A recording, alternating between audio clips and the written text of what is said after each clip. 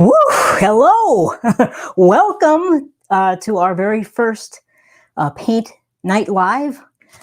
I am really excited. It's going to be a very fun night. Man, it's been a busy afternoon. I just got everything set up and ready to go. My goodness. Thanks for joining us. We got Navala in the house. Deborah's here. Carla is here. Awesome. Thank you guys for coming. Uh-oh, email went to spam. That's no good, Novala. You might have to whitelist the email that comes from Podia. That would help it not go to spam. But yeah, that's no good. Those emails are so unreliable, really, these days. But oh my gosh. Okay, so anyway, I'm sure other people will start joining us as we go along here. But I've got a bunch of stuff prepared. I got paints mixed up. I've got 4 paintings that we're going to work on tonight. 4 different color schemes. One of them is a kind of a random wild one. So, hey, Deborah, I didn't get an email. Uh-oh. We'll have to check on that. I sent out the announcements last night, which is I created an announcement in the membership community, and that shoots out an email to whatever email you provided with when you signed up for the membership. But I also post the announcement is actually in the membership as well, in the little announcement section. But I'm going to be creating a calendar that you could sync to if you use like a Google Calendar or some kind of calendar that you like put all your things in. I'm going to create a calendar that will sync to whatever you want to use. So, and it'll have all of the lives and everything listed out and what we're going to be doing in the calendar. So I have to get that set up, but I'm going to work on that this weekend. So this is kind of my, our first test run, so to speak. So I think it's going to go good, but you never know. We'll see. I've got my cameras all running, so they're all recording. So, and oh, Deborah saw the announcements in the, okay, good. Well, yeah, the announcements will always be there, so you can always check that, but there's going to be a calendar, so you can check the calendar as well. So, oh boy. So I'm going to just flip the camera quickly. I've got to maybe adjust the third camera. JC is in the house. Hey, JC, thanks for joining us. We're just getting started here. So let me flip the camera over. I've got, since I'm doing multiple paintings, my setup is a little bit different. So I'll show you what I'm doing. So let me flip over. Here's the top view camera. So this is, these are one of my trays. I have 4 of these trays all set up with my canvases. They're lined with freezer paper. So I'm going to be tilting right on my tray. And then when I'm done, I'll just move my tray and put it in my cart, and then I'll pull out another tray and go on to the next canvas. It makes it a whole lot easier than having this massive pile of paint underneath like all the different canvases. So when I do, when I've done demos and things at shows and stuff, this is what I like to work on are these trays. It makes it just really, really handy and convenient. So, but this one's looking pretty good. This is a 12 by 16, our first painting. I'm going to flip it to the side view camera. I want to see if I can, need to adjust that camera in a minute. So here's the side view. Okay, so, because what I want to do, I have to raise it up a little bit. Okay, this is just taking me a second.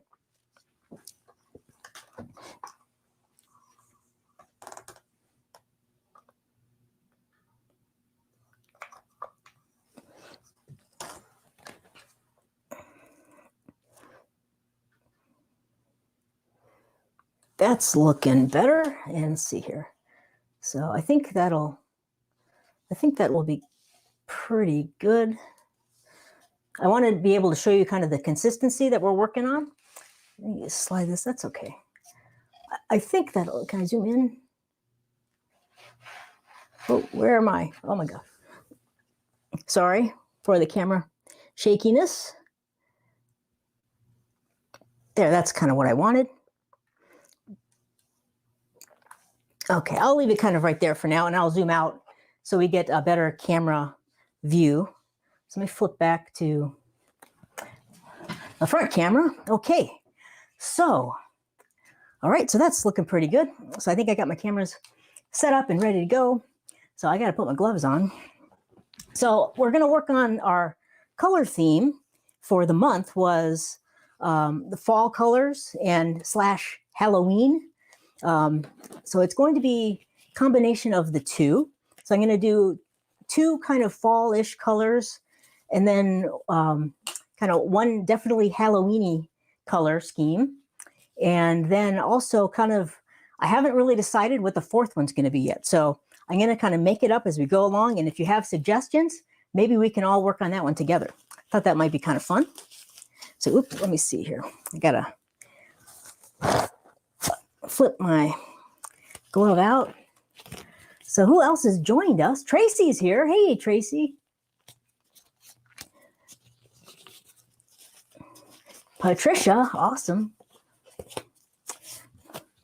Cool. So if you have any questions or comments, of course, you can put them in the chat, and I will maybe between each painting, after I've tilted, I'll go and take a look at the comments and answer any questions that you might have. So let's see here. Anyone else has joined us? I think that's it for now. Patricia's here.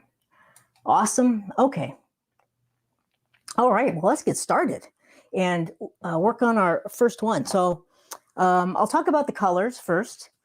So what we're doing, I've got my little tray here, and this is a 12 by 16 canvas. I've got the back prepped with tape and my hooks. So it's all ready to go. I'm going to do 3 canvases in one panel, which is one of my custom panels. And so we're going to be this first painting, this first color scheme is much more earthy tones, and it's not like it doesn't have the wild, reds and things. So it's a much more subtle kind of earthy palette, which I really like it though. It's kind of a Thanksgiving-y, fall-y palette. So let me flip the camera and I'll show you the colors. And here we go. So let me put my palette knife there so the camera has something to focus on. It always likes that. So, okay. So we have 4 colors in this color scheme. Let me take the lids off. And I'll tell you what. So I mixed these up earlier today. And they're ready to go. And I'll show you which paints they are. So I've got 4 colors is kind of a nice range of colors. It's a nice number of colors to have. So let me arrange these actually in the order we're going to be pouring them. So we've got our light color, which is an unbleached titanium right here. Navala saved me on that one last night. So unbleached titanium is our light color, which is a very pretty off-white color. I like to use that a lot. And then we have our gold. So the second one is gold, and that's just a Liquitex gold. And this is a really pretty new color I've tried kind of recently. It's an Amsterdam acrylics, and this is a gold yellow. It's like this, it's a very kind of warm, I want to say it's definitely like an orangish yellow, but it's very subtle. It kind of looks like a pumpkin, actually. I really like that color. And then finally, we've got another Amsterdam, and this is Van Dyke Brown. This is probably my favorite brown. It's really dark and rich, and I really love that brown color. And that's just the Van Dyke Brown. So it's a really great, like dark, deep brown color. Some of the other ones are nice, but they can shift towards too red or a little too black. But I really love the Van Dyke Brown. So that's the 4 colors we have here. And also I'll probably put these colors together, write them up so you kind of know what I've done here. So you'll have like the order I layered the cup and the different brands we used. Some of them I kind of did a funky custom mix on them. So I'll show you those. So these are, I mixed about 4 ounces of each of these colors, which will be plenty for our 12 by 16 painting or canvas here. So for a 12 by 16, if you have my handy dandy canvas coverage cheat sheet, we need 6 ounces of paint. So I've made up my little cup, marked it so I know just how much paint I put in there. And well, let me show you this. Let's see, let me find where that went. Is this it? Nope, that's not it. Where'd it go?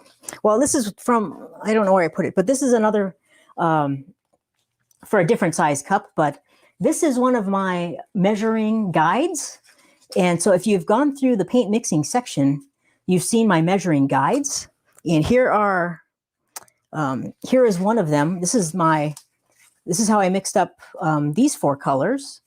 So this is 4 ounces of paint. The part size is 1/2 ounce. If you can see that, it might be kind of difficult to see. And then I have 3 parts. And then this is actually one that I use for the Liquitex pouring medium, but you can use it for the basic recipe as well. And these are all mixed with the basic recipe, 5 parts Floetrol, which would be this line, and then 3 parts of paint, and then water as we need it. So yeah, these are the mixing guides that I created long ago. And these are kind of my secret, my biggest secret for mixing paint quickly and accurately every single time. But you can also make these mixing guides to help you determine how much paint you need in your cup when you layer it. So this is just another form of a mixing guide. So these you would just drop in my cup, and then you mark the line, and now you know exactly how much paint to put in your cup for pouring on your whatever size canvas you might happen to be using at the time. So the mixing guides are useful for a few different things. So we've got our cup. I know how much paint to add to that cup. And I'm going to, let's see, I'll probably leave the cup here to layer it. And before I do that, I want to show you the consistency of the paint. That's why I moved the camera. Let me grab a stir stick. So I'll show you the yellow orange or the gold yellow. Let me flip the camera. Okay, so here we go. Let me get that centered. So here is so this is 5 parts Floetrol, 3 parts paint, but you could easily do 2 parts Floetrol, 1 part paint. It's very, very similar and would work pretty much just the same. And then I add water just enough to get the proper consistency. And this consistency, it's a little bit thicker. Oh shoot, I can't, let me move the camera. It's very tricky to get the camera just right to show this. Here we go. Okay, so I did add some water to this. In general, the Amsterdam paints are a little bit thinner than the Liquitex Basics or the Artist Loft or Master's Touch. So you don't need to add quite as much water usually. But I did add water to this one, and you can see, let me see if I can show you. There is a slight mound there. Gosh, it's hard to see. There is a slight mound, so it is thicker than you might expect. Let me try another color. Maybe the white would work better. But all the colors tonight are the same consistency. They're the same. They're all the same consistency for the straight pour.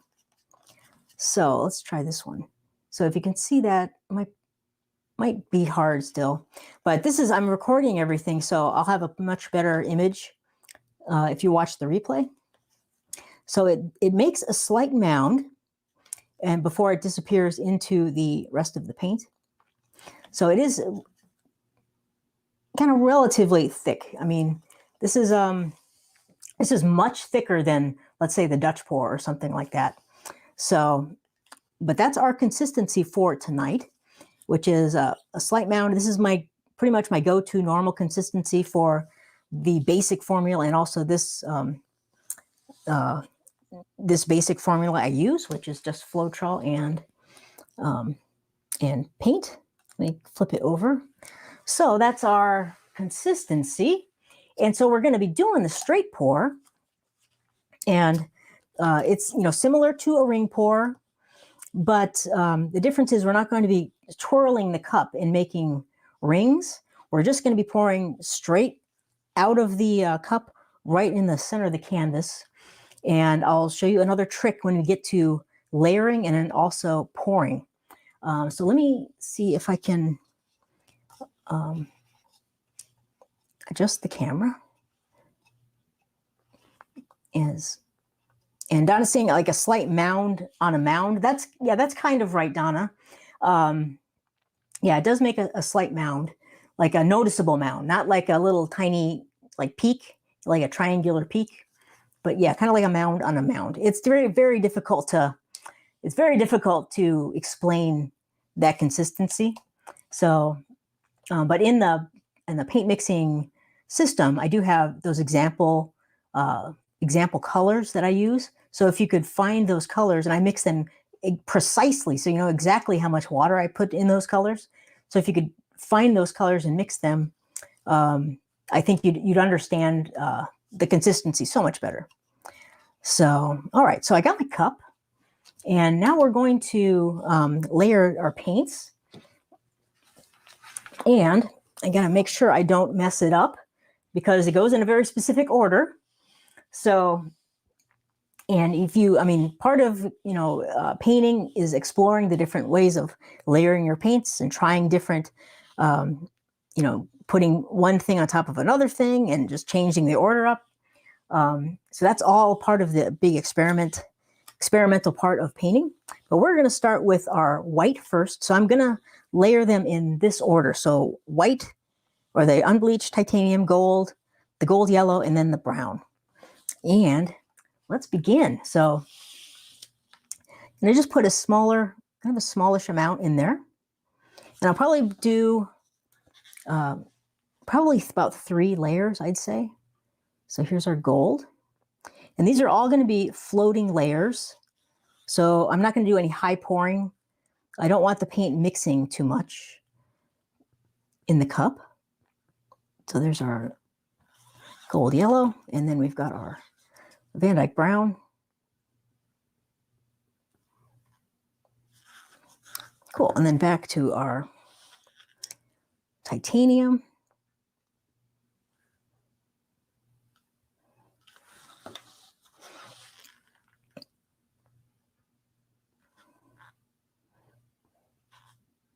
And a gold, and back to the yellow again. So this is the second layer here. And I'm probably going to do one, this is kind of a thick layer again. Kind of, they're all relatively consistent. Now I'm going to do a much smaller layer, so just a little bit of paint, just to get my 6 ounces.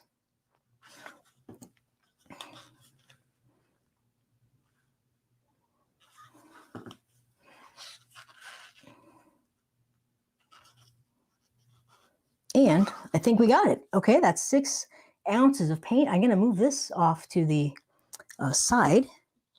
And now I'm going to move, let's see, I'm going to move these paints off just so I don't knock them over, because that has happened before. It can be awful. But now I need a base coat of some sort, and I might just kind of blend a few of these colors together. So I'll put some of the titanium on there, and I'll put some of the brown on there. And let's see, why not? So, well, a little bit of orange on there. Let's see what happens. So this is I'm just need a base coat to pour into.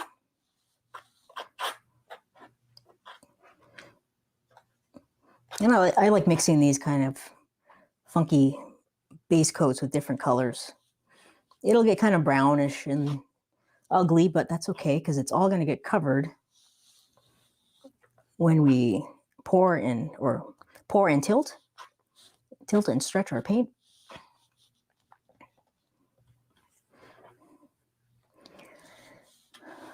Okay, so here we go. That's a pretty, it's not a very super thick base coat. It's just kind of a medium type, you know, I've covered the canvas well, but not, it's not a really thick layer. So that's kind of what I like to do. All right, so now let's see. We've got this ugly base coat. It's time. Novala is like screaming at me. Will the unbleached titanium encourage cells? Not that I know of. The gold will, for sure. But I'm not sure about the unbleached titanium. I've used it many times. I have not noticed it reacting in any strange way. But we'll find out. So now, if you notice my cup, I have layered from this side. And when I do straight pours, I usually always pour from the opposite side over here. You can definitely tell a difference if you pour from this side or this side. The paintings look different. The patterns of the colors look different. The rings look different. And I like pouring from the opposite side because I usually get better paintings. I've tried both many, many times, but the opposite side usually I get much better results. So I'll be pouring from that side of our cup, and let's give it a shot. So I'm holding my, let's see, I'm just thinking if I want to change the camera angle just for this part. Let me try. Just so you can see the paint coming out of the cup. So let me flip over. Okay, let's see here. So can you see? Let me back out a little bit more. There we go. I just kind of want you to see the height of my cup and the size of the stream pouring out. So here we go. And then I'll flip back over to the top view. So I'm about 5 or 6 inches off of the canvas, or about 4 inches, and I'm pouring in a very thin stream right in the center of the canvas.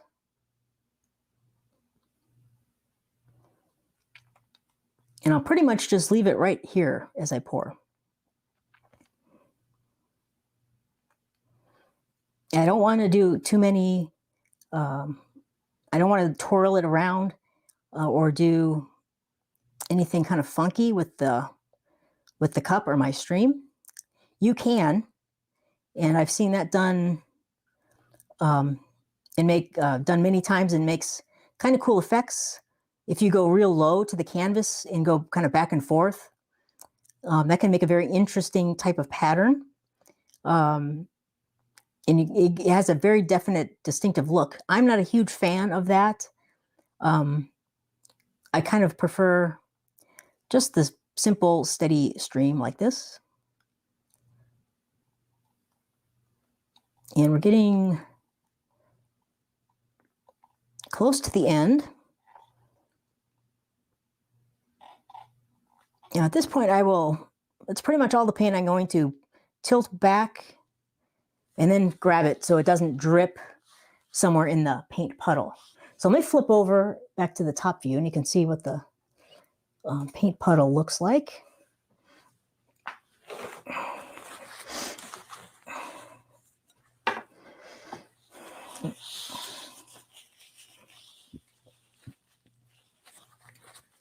So it's looking very pretty. I like it so far. So let's try to tilt this out. I'm first going to just expand my paint puddle. So this is the kind of the first step. And I like to just slowly kind of move it around the canvas. Kind of let the paint just expand.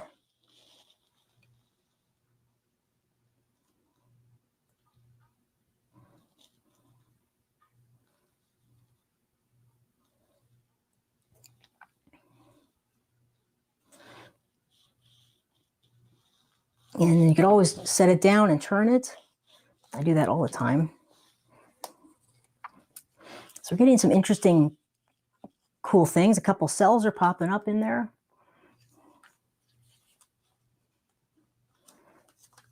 And so there we go. We've kind of stretched, we've expanded the paint puddle. And now I'm going to tilt off of most of the paint is over here. So I'm going to tilt off of this corner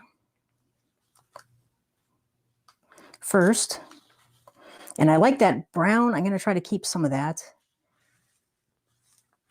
So I'm going to tilt until I just see some, and then I'm going to tilt backwards.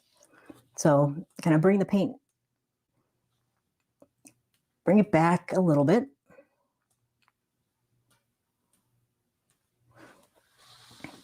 And I think I'm going to go off of this corner next, I think. So I like to turn it, and then so it's always facing me. I like to always kind of be able to grab the corner I'm tilting off of.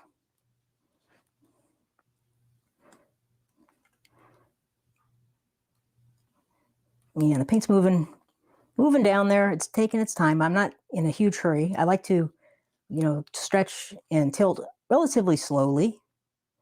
It's a lot easier to control kind of what's happening. So I want to just cover that edge, and then I'm going to tilt kind of the opposite way, tilt back.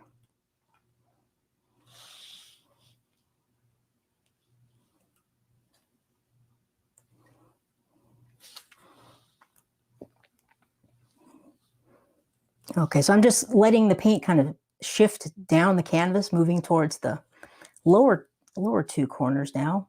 So I'm going to turn it again. And I think I'll go off of this corner here. I really like the way the orange is looking. And these brown, I like this little brown corner up here. I wish it was a little larger, but we'll see what happens at the end. So moving the paint down here.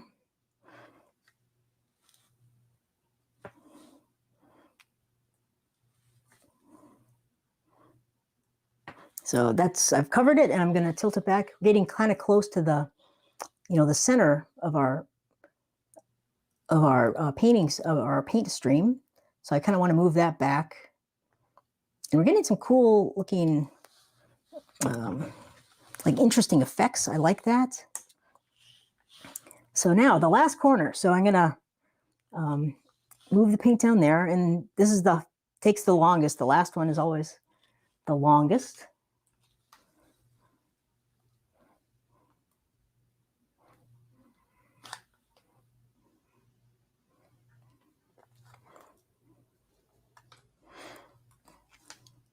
So it's moving.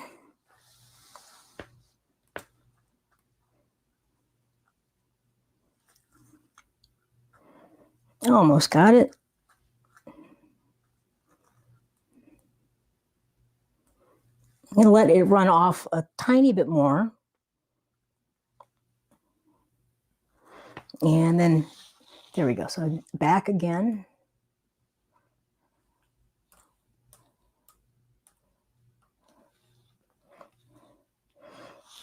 So we've covered everything. So the canvas is covered.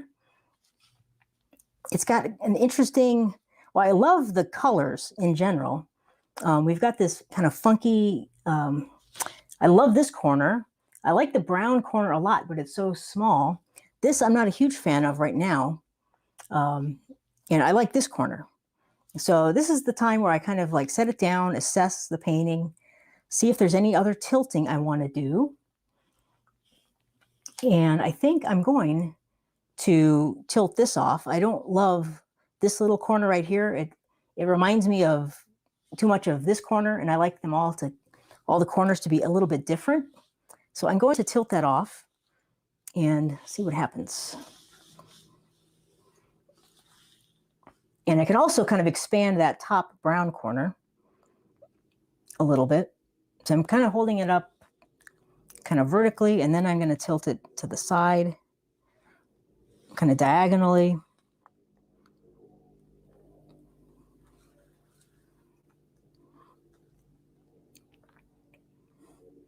And doing this is going to expand all these rings open.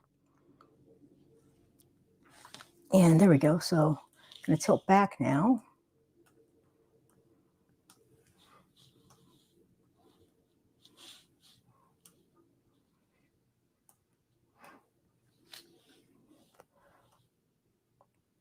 And I'm just letting the paint kind of move back down to the other side of the canvas a little bit. So there we go.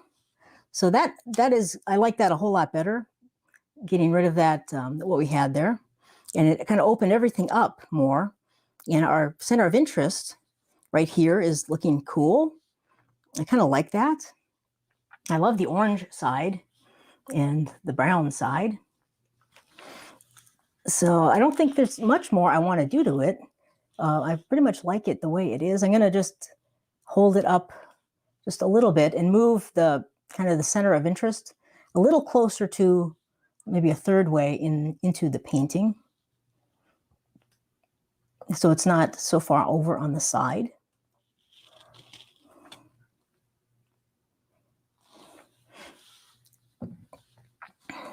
So I like that.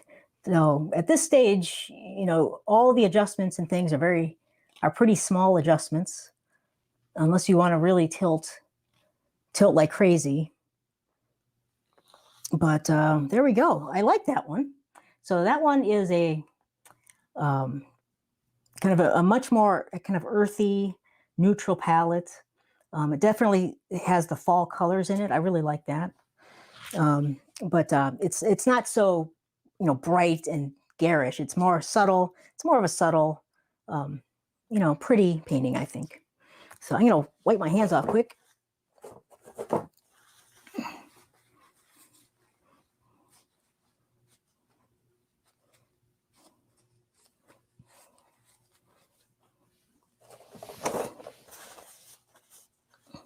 Okay, so I'm just wiping my hands off, then I'll flip it over and check out if there's any questions or comments.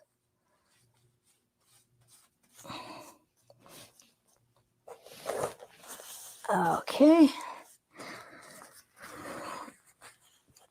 So that is one down. I like that one. So I think it turned out pretty cool. My only complaint or thing I would wish was different, I wish I had more of this brown coming into the painting. And potentially I could have tilted and just, you know, really tilted that a lot and bring some more in. But if I really didn't like it, I'm going to just leave it alone. But if that really bothered you, you could always tilt the brown off and get rid of it. And then it'd be a little more uniform. Excuse me.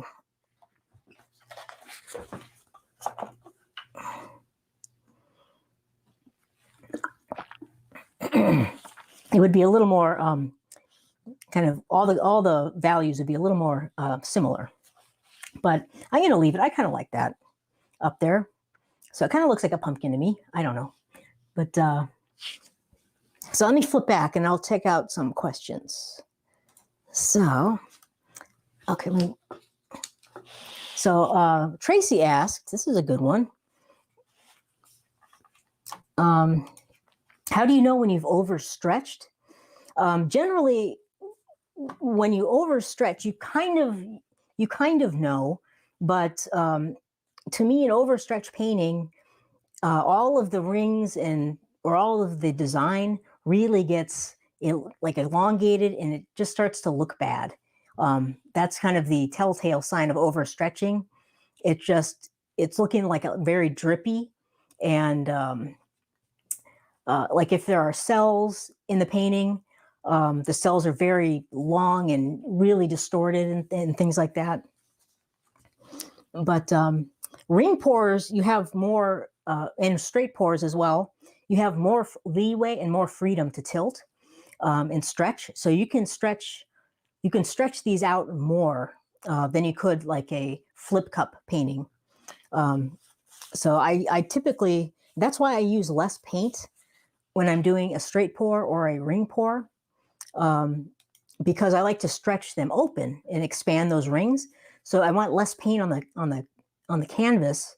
It allows you to stretch them open more than if you use a lot of paint. Then you're really dumping a ton of paint off to try to open up those rings and to get the interesting lines and things. That's a great question. Okay, let me go back up here quickly, see if there's any other questions.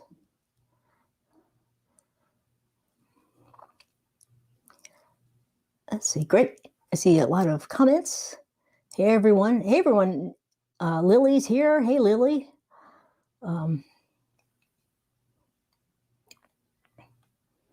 Let's see. Not seeing any other questions at the moment. Oh, I see Lily's asking. Yeah, Lily is asking, I see that there is a process for tilting. I tend to just go for it in hopes of removing excess paint. Yeah, I definitely have a system for tilting. I have a system for kind of like everything. So it's all kind of, I can break it down and repeat it over and over again. But yes, but tilting to me and stretching the paint, it's not talked about very often. I don't really see any other painters or the YouTube people talking about tilting that much. They just are dumping it off the ends and the sides and stuff. But I like to take it slowly, and I definitely have a kind of a 3-step system for my tilting, which I'll walk you through again when we hit the next painting. So, but I think if you take it slowly and kind of go through those 3 steps, I think you'll find that your results will start to improve. Let's see. Angela likes the fluffiness of the unbleached titanium. It's a really pretty color. I love that. Yeah, it's a great color to work with. And I like this, this layering order, you're going from lightest to darkest. So that gives you kind of this gradation in color, which is really kind of cool.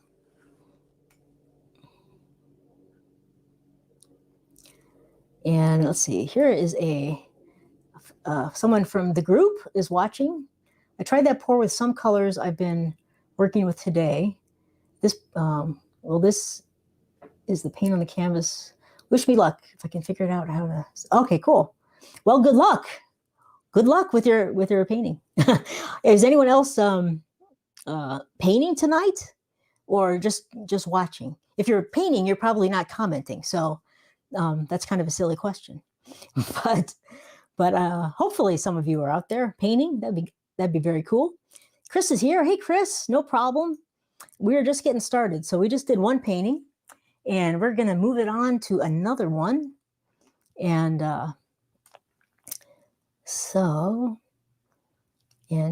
cool. All right. I don't see any other questions at this time. But if you have them, let me know. I'm going to, let's see, let me flip my camera here. Oh, here's Carla is asking a question. I've heard artists talk about anchoring the corners. What does that mean? Anchoring the corners, I'm really not sure. I have not really heard that phrase or that term said. The only thing I could think of is anchoring the corners, like if you're setting your painting on a spinner and spinning it, but that's probably not what they're talking about. And Tracy said she had to scrape a painting, definitely overstretched it, had to scrape it all off. Yeah, it's you'll kind of know, you'll get a feeling when you kind of overstretch. In general, here's like a guideline. Like, first step of our tilting system, you expand the paint puddle. So you kind of expand the puddle without going over the edges. Second step is you tilt the paint over each edge, and so you've covered the whole canvas now. Third step is you assess the painting and see what else you want to do. And at that stage, you can tilt off more paint here and there, but you're getting, you're basically fine tuning at that stage. So you're kind of just doing some fine tuning adjustments to the composition and things. If you really start taking a lot of paint off, you risk venturing into the overstretched zone. So, but like you'll know when you get into doing a few more paintings, you'll get a really good feel for if I've stretched this enough. The other thing that could happen is your paints start to get too thin, and sometimes you can get like the pearls popping up around some of the edges. That's in general a sign that you're overstretching, because you unless you're aiming for those pearl cells, you really don't want them popping up around the edges of your canvas. And that happens when the paint is sliding and getting very thin, and then those cells can kind of pop up. Okay. And with tilting the paint over. Okay, let's see. So anchoring the corners with tilting the paint over. I'm still not sure, unless it's like using cardboard to keep paint on canvas. Yeah, I've seen that many times. If you make a corner catcher, like a paint catcher, and then you kind of tilt and the paint kind of runs into that corner, and then you tilt back. Maybe that's what they're talking about, anchoring the corners. That could be like using a paint catcher tool. That might be. I don't really use those unless it's for a specific technique where you're using more paint, and it's usually with the glue medium, the glue and water medium and silicone to get the really pretty round cells. Then you really want to keep a lot of paint on the canvas, so those corner catchers can come in really handy for that technique. And yeah, Tracy is saying she thinks it's kind of how you hold your hand and pinch. Yeah, well, yeah, I do that with my fingers, and like you kind of pull the paint down, and I'll show you when we get into the next painting exactly kind of how I do that. It's a very light touch you need to kind of pull the paint and down into those sharp corners of the canvas. That's a great thought, Tracy. So, okay, so let me flip. I'm going to just flip it here. I got to un-mic myself and switch my canvas. I'll be right back.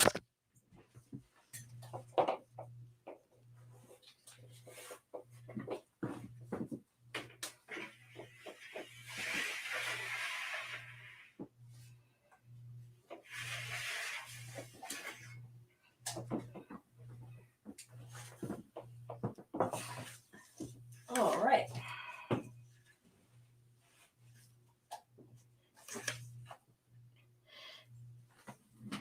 Can I just get this out of the way?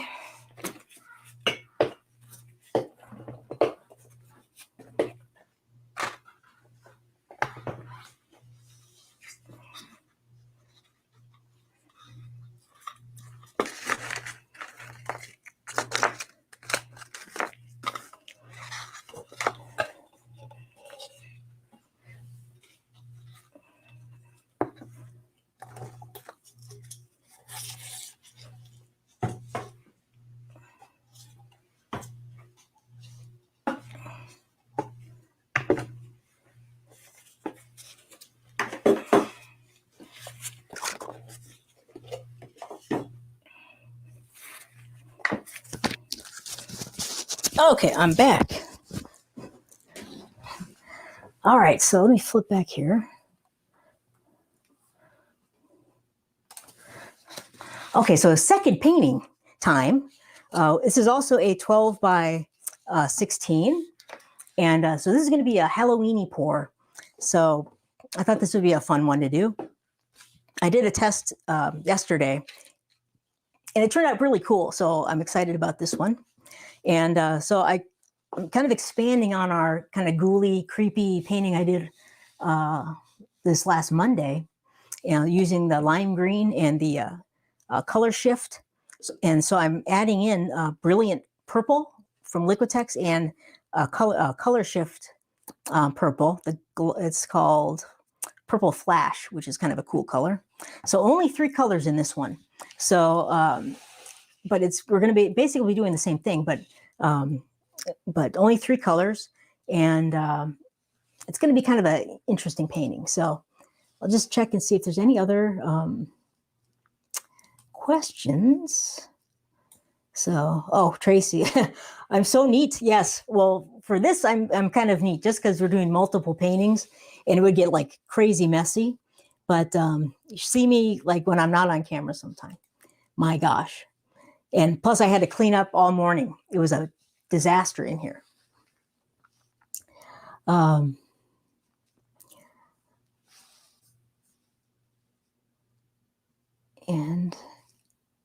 so, okay. Yeah, we're talking about the anchoring the corners. I just want to, Donna is saying, anchoring means letting the paint barely go over the corner, but to make sure you don't lose that composition. Okay, well, that makes sense. So I've never heard that terminology before. I'm not sure who uses that. I'd love to know.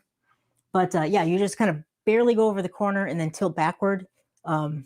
And then I always use my fingers to just cover the very tip of the canvas, because the paint doesn't want to go over the sharp point of the canvas. You kind of have to kind of finesse the paint to get it to cover that. But I'll talk about that when we get into tilt in this one. But that's normally how I handle my corners. Instead of dumping a ton of paint off of a corner and then going back, I try to do just a little bit over each corner, and then you can adjust and tilt more as you go. I find it gives you more options instead of trying to you just dump a bunch off of one corner and then tilt back. That's why I always like to have the corner facing me. It's easier to see what you're doing, kind of controlling that. But thanks, Donna. That helps a lot. Yeah, Noelle is basically saying the same thing. They tilt it and stretch it back. Yeah, cool. All right, let's see.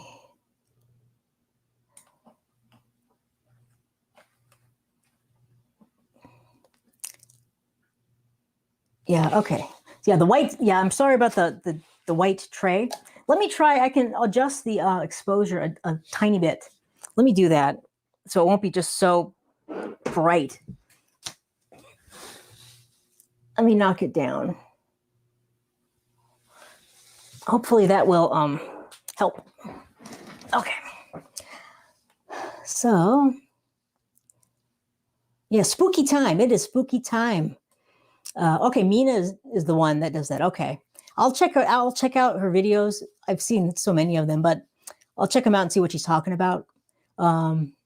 Like if I can see what she's doing, I'll understand it better. But I think we're on the right track though. And let's see. Carla is asking a question. When you mix 2 colors, do you mix raw paint, then add pouring medium, or mix each color and then mix them? No, I do something kind of different. What I like to do is I will, when I mix up let me demonstrate this really quick. Let me grab a cup and I'll mark my cup here. So this is my paint mixing, one of my paint mixing guides. And this is a 4 ounce. It'll mix up 4 ounces of paints. It's a 1/2 ounce part size. And so I have my guide, and right here I have my 3 ounce, my 3 parts, and right here I have my 5 parts. So that is how much Floetrol, and that's how much paint. So I always put Floetrol in my, let's see if you can see that. Probably not against my black thing, but so I always put Floetrol in my cup first. To me, I found that it's much easier to mix the paint up if you put the paint in the Floetrol instead of vice versa. So I always add my Floetrol first. So that's my 5 parts Floetrol. And then, so I'll put that in, And then when I'm mixing like a custom color, and let me demonstrate. Let's say it was the brilliant blue and the purple flash. The reason I'm mixing these is the color shift colors are thinner. They're pretty thin actually for the craft paints, and so I find that they're a little too thin if you just use this by itself with the Floetrol. So I'll put in maybe half. I'll go half up the line maybe with the purple, the brilliant purple from Liquitex, because this is a heavier body paint than the craft paint. And then I'll raise it up and come up to the line with the color shift, if that makes any sense at all. So I just add them both to my Floetrol in the cup. So, and if I'm mixing a custom color, let's say I wanted a really light yellow, for instance. Well, I'd add some white into my Floetrol, and then I'd add some yellow, and then I'd stir it up. And if it still needed more yellow, I'd add a little bit more yellow. So I just add both colors right into my Floetrol at the same time, and then mix them up. And I found it's just the easiest way for me to do it. And because I never need to match like a very specific color. I'm just I kind of know colors pretty well. So I can just I kind of know in my head what I need to add to kind of get what I'm aiming for. So if you're just starting out, might take some trial and error to do that. But you could always just take some freezer paper and squirt a couple dabs of paint out on your freezer paper, and just take a brush and then kind of mix them together to see what's going to happen with the paints. And then you can you'll be able to tell quite quickly how much of one you need to add, and maybe a little bit less or a little bit more of one, and a little bit more or less of the other one. So hope that answers your question. And let's see. Yeah, Novella's, we're used to the gray paper. Yeah, it's still down there. It's just, it's being covered up with the trays. So it's just going to keep it a little bit neater in here.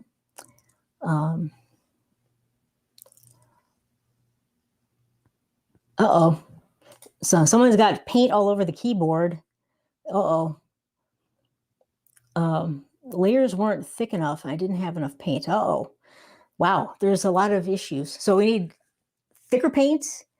We need more of it.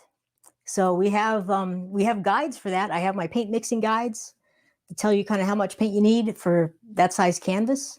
So we got you covered.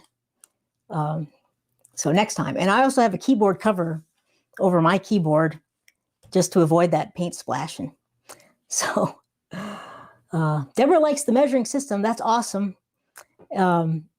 Yeah, it's works really well for me. I love it. Oh no, Donna's having some buffering issues. Oh, that's too bad.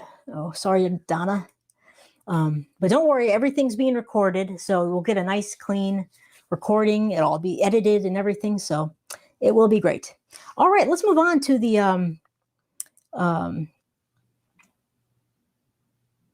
and Lily is asking about the 5 parts. I agree with Deborah about the measuring system. Still a little confused how much is 5 parts.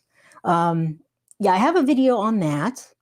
But and I also have a mixing guide that kind of explains the 5 parts, 3 parts. But if that's a little too confusing, I have an easier mixing formula, which is 2 parts Floetrol, 1 part paint. So that is much easier than the 5 and the 3. So I would suggest starting with that. Once you kind of get the hang of, and that's very easy. So 2 parts Floetrol, 1 part paint. So if you're using ounces as your measurement, that would be 2 ounces of Floetrol, 1 ounce of paint. It's much easier and not as confusing. But once you get the hang of it, I think you'll kind of understand a little bit better. So I hope that helps, Lily. That's also in all those guides are in the paint mixing system. So let's do a Halloween pour. I'm excited. So I'm going to flip back over to the top view. Hopefully this is not quite as bright. I knocked down the exposure a little bit, and but it'll be covered with blacks soon here. So so let me show you the colors. I'll take these lids off.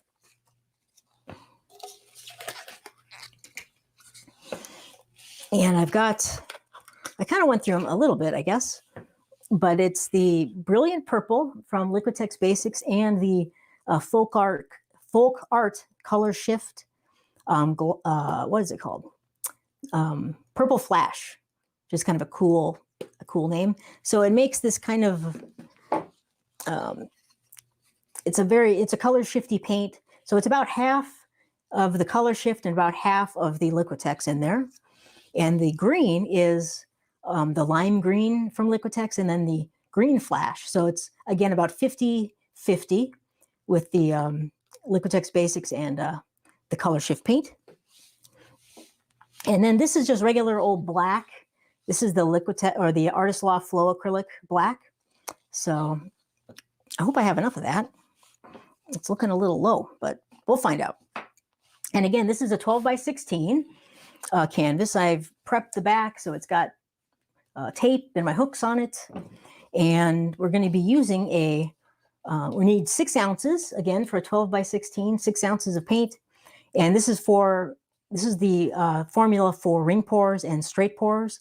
If this was a flip cup, we'd need a little bit more paint, but 6 ounces is what we're going for with this one. So I'll set my cup right down there. And so this is going to be a very simple layering order. I'm just going to put in some green and then a little black and then some purple and then put green or put black between each of the colors. And Flow Acrylic, do you mix that as well? Yes. So let me show you this. This is the Flow Acrylic, the Artist Loft Flow Acrylic from Michaels. And I think they just changed the name to like Soft Body or something. I've had these for a while now, but I mix this the same as I do with the every other color. So 5 parts Floetrol, 3 parts paint, or you could use 2 parts Floetrol, 1 part of this stuff. And here's a huge tip with both of the black, but especially the white. Let me show you the white. So here's the white. Here is the way to get just the perfect formula or perfect mixing consistency. If you get the white or the black, they both are basically the same. If you mix 2 parts Floetrol, 1 part of the white, you do not need to add any water. It is at the perfect consistency for this technique. So if you can get your hands on the Artist Loft Flow Acrylic, white or the black, that is the way to get just the right consistency then you can compare that to all your other colors. So it's, or I usually use 5 parts to 3 parts of this, but 2 to 1 works just fine. So 2 parts Floetrol, 1 part of this stuff right here. You don't have to add any water at all. You mix those up. It's exactly the right consistency I like for this technique. And so in the videos, this is the first paint I talk about in those example mixing videos is the Artist Loft White. Now, not everyone can get this, so I go through a lot of different examples in the videos, but this is my go-to. So if I'm worried or don't know what kind of consistency, just mix up some of this, compare all your other colors to that, and you're going to be in great shape. Okay.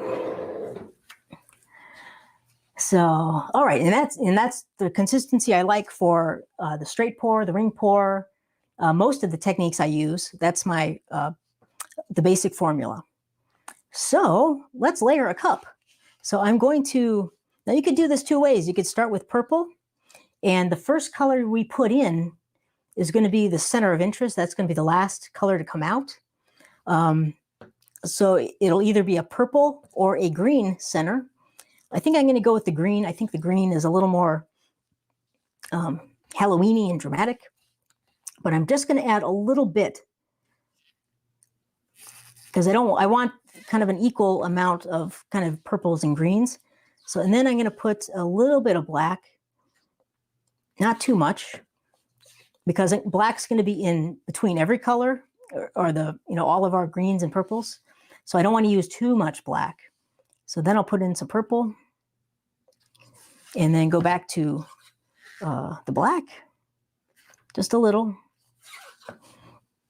And you can always vary these. If you wanted way more greens, you can add more greens, or vice versa. If you want more purple, so you can always add more of certain colors than other colors.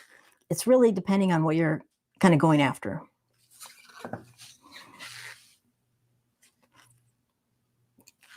Okay.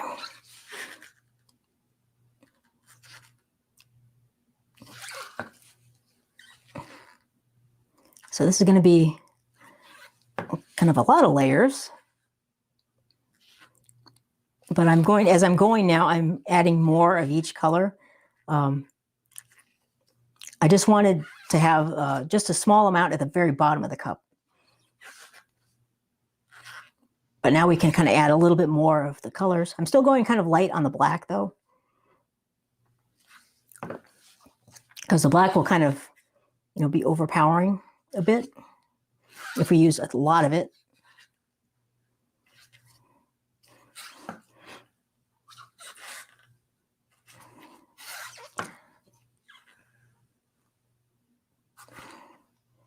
It's a fun looking cup, I think.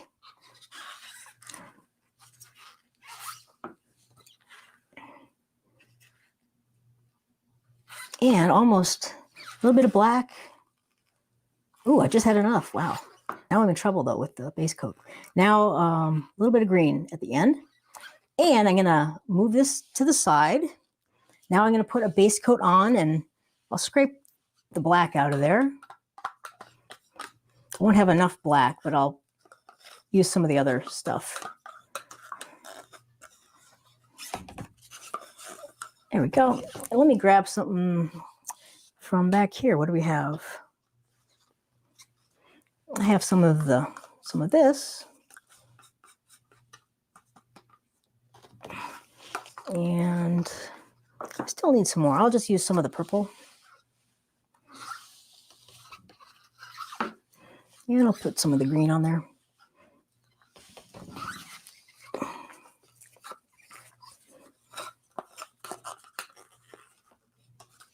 Okay, let's see what we got there. So this is going to be a very ugly base coat with all these different colors. It'll fit right into our Halloween theme.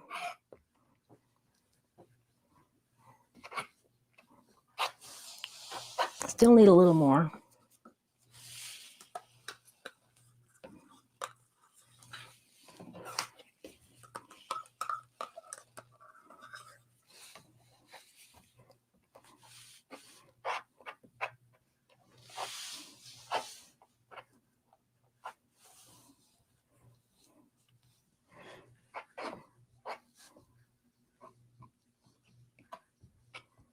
Okay, it's coming along. I think we're almost there.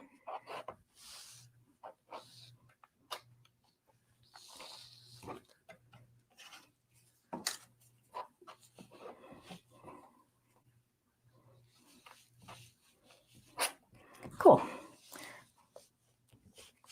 Well, that is a mess. I like the little swooshes of green that popped through there, though. Okay, so we've got a base coat down. Now, time to pour our cup. And again, I think I'll pour this one. I'll just leave it on the top view for this one so you can kind of see what that looks like. But again, you can pour out of this side that we layered our paints in, but I'm going to pour out of the opposite side. I just think it, for the straight pour, you just get cooler designs and cooler patterns. That's what I found anyway. So that's what we're going to try. So again, I'm about 4 to 5 inches up above the canvas, and just going to pour in a very thin stream, kind of right in the center. A little too high, so I'm moving down. It was getting kind of blended when it was hitting the canvas, so I moved the cup down so I get more distinct lines.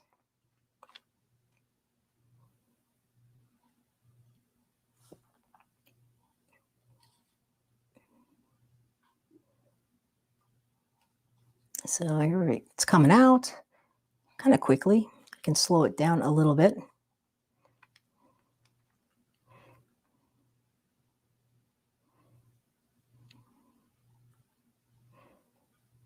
So you can see how the black really blended in there with the other colors. But as soon as we start tilting, I think the green and the purple will start to pop out. Okay, so I'm done with the cup. I'm going to tilt it backwards and then grab it and pull it away. Cool. So we've got a pretty nice paint puddle there. And let's see. So we're going to, first step of our tilting is, again, we're just going to kind of stretch out that paint puddle. So kind of just slowly kind of tilt and kind of move that paint around. And by the way, the more you do this, the better you get at it. You know, it takes a little bit of practice just to get comfortable moving the paint. But you'll get it pretty quickly.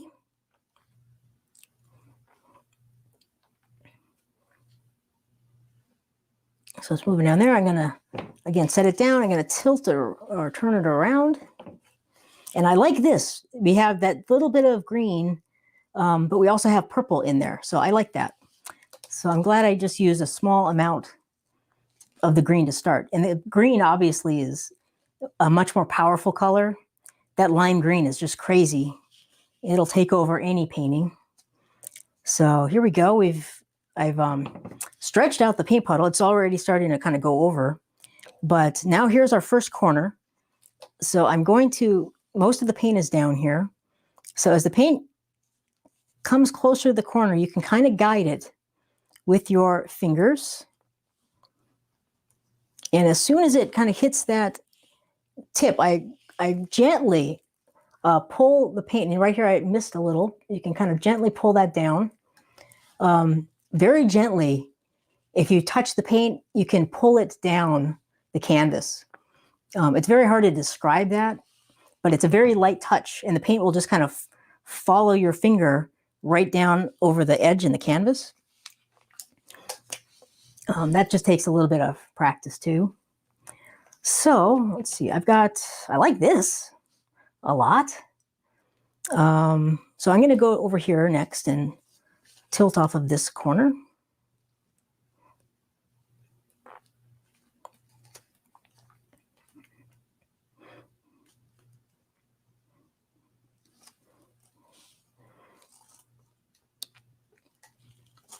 So the paint's moving down there.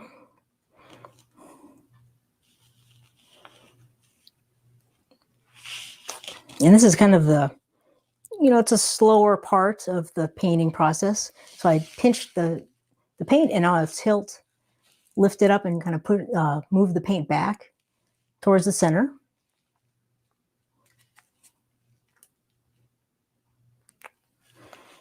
I'm liking what we've got going so far. I think it's very spooky and Halloweeny. So now I'm going to move the paint down the canvas towards the other corners.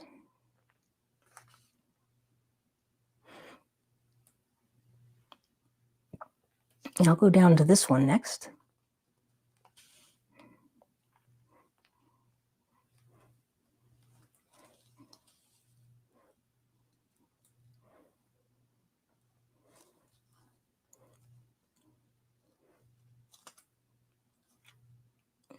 So it's coming. This is what takes the longest. It's like just the tilting. You know, you have to just kind of be patient and, you know, relax a little bit and just let the paint kind of do its thing. So we covered that one. Now you can also pull that down, the paint off that, down that edge, tilt back. But this is the point, you know, tilting, you know, when I'm teaching classes in person, this is where people get really anxious. And when they're just starting pouring and things, they get very anxious and kind of nervous about the tilting part. So they do it kind of quickly and fast. And I just, you know, you just kind of have to gently, you know, remind them to slow down a little bit, and you can take your time. It doesn't have to be very quick. I know in a lot of the videos, they tilt really fast. And I mean, and especially a lot of the videos, including mine, are sped up. You know, I speed it up because this is boring, kind of, you know, watching the paint, you know, slowly move down the canvas. So, you know, we speed that up to kind of create interest and, you know, move the process along. But in real life, you kind of have to just let the paint move and do its thing, and be patient with it. I find this part very relaxing, just watching the paint do its thing and slowly move, and you can control it very, you know, very well. So there we. So here I'll show you this now. On this side, I have a lot of blank spots. So with my thumb, I'm just going to kind of gently touch the paint, and it'll pull it right down the canvas.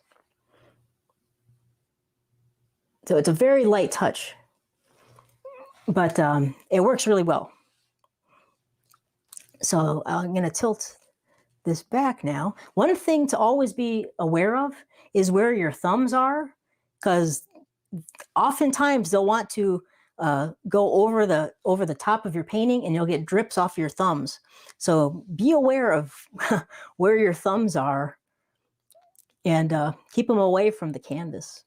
I've had many thumb drips screw up a really nice painting.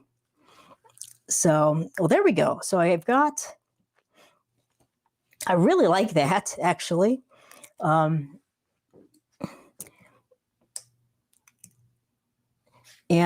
I'll show you this. I'll point this out, because right now I was holding, while I was demonstrating pulling the paint down the side.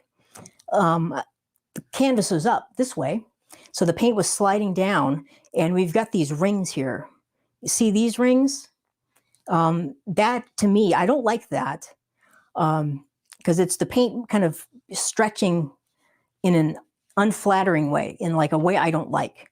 So whenever I get these kind of rings like this, very close to the edges, I like to get rid of them. So, and you can do that just by, you could try tilting them off, which I might do, or you could just tilt it kind of back a little bit. But usually tilting them off is easiest.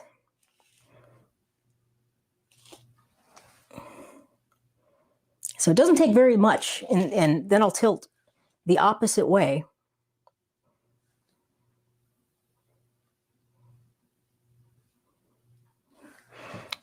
And see, now we fixed it. We don't have those, like, you know, rings right on the edge. It's got interesting lines that are kind of folded, you know, coming around and then down the canvas, not like scooching back, like a drip line, sort of, if that makes sense. So, but I like this one. Wow.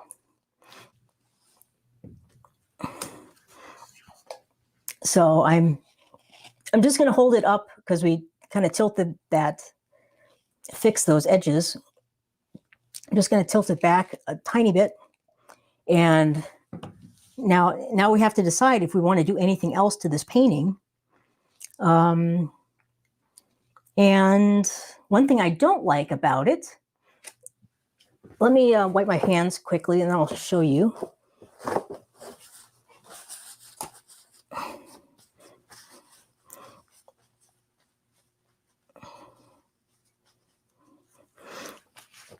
So, okay, so I wipe my hands off so I can kind of point out.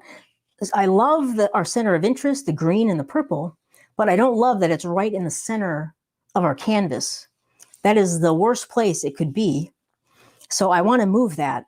And I love this. I love these bands of green right here. But this over here is a little, it's interesting, but it's kind of boring. So I don't mind if we lose some of this. So I'm going to tilt the canvas and move the paint this way, get this cool stuff over here more, and tilt a little bit of this off. And it'll also expand this really cool stuff we have going on up here.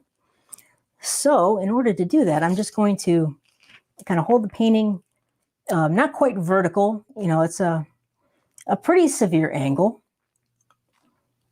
But I'm always kind of shifting the angle of the canvas. But the paint is starting to move.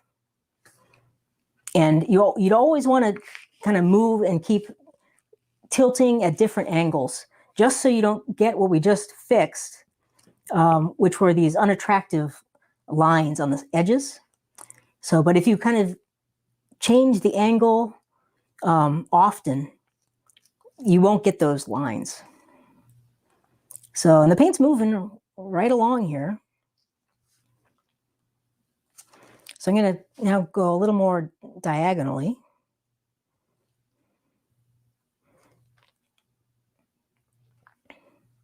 And I'm liking that. It's kind of expanding the center of interest out, stretching those rings out. And it's creating some more interesting shapes, I think.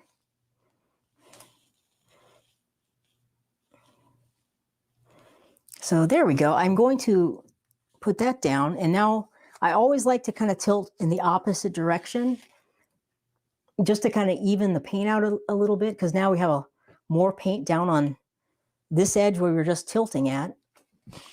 So I always kind of like to tilt the opposite way, just to try to level out the paint a little. There we go. I think I like that a lot more. So we've kind of altered the design. We've moved the center of interest. It's more in the third, not right in the center, but it's more in this, a third of the way and about a third of the way up this way. I really like that. I think that's it's a creepy painting, but I really like it. I love that green. It's just it just glows. And then the color shift, when it dries, it's going to be, it'll change as you change direction and look at it. Cool. Well, I really am happy with that one. Our Halloween painting went really well. So I'm going to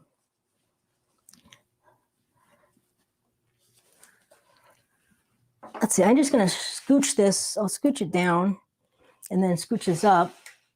And then I'll check any questions.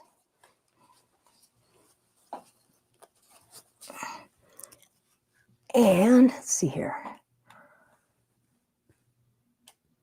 Okay. So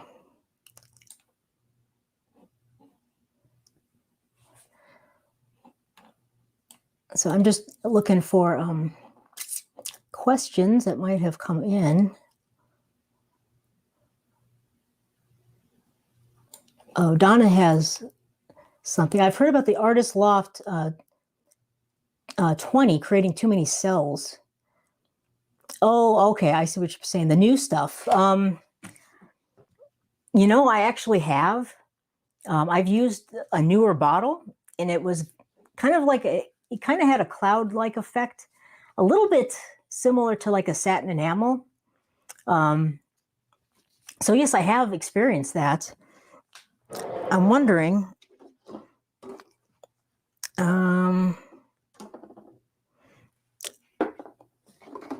Yeah, here it is. I even labeled it.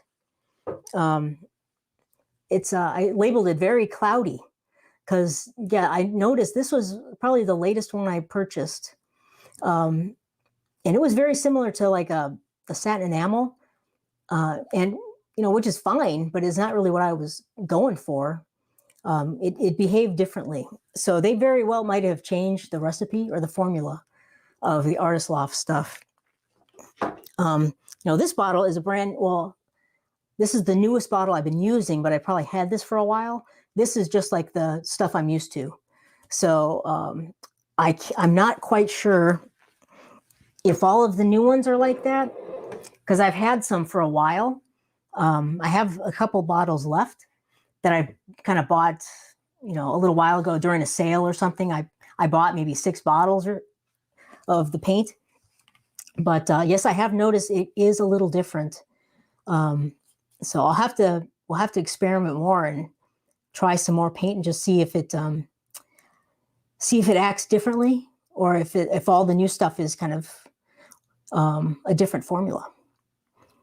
So Tracy likes that green. I love that green, Tracy. Me too. So that's like my favorite green, I think.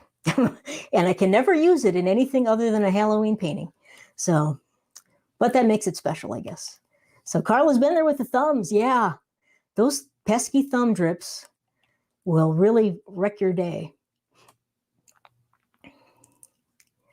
Oh, yeah. Thanks for all the great comments, everyone. Oh, yeah. Thanks, Lily. I'm glad you are learning about the tilting. It's very important, I think. Seldom talked about, but very important. Yeah, and yeah, go slow is always good. Yeah, Lily is, this is what I typically see with, students in person. You get a little nervous, you're, a little unsure, you just go for it and start tilting like crazy. So, and you can get some nice paintings that way. There's nothing wrong with that, if you like the results. And sometimes I like to tilt crazy, just to move the paint like very aggressively. It can create some very interesting shapes. So aggressive tilting can really move the paint around a lot, which can make some very cool, interesting shapes. So I do move and tilt quickly sometimes, but I'm always intentional about it. Normally, I go fairly slowly though. Yeah, thanks, Navali. You guys are awesome. Let's see. So yeah, Deborah likes the Halloweeny. I love that.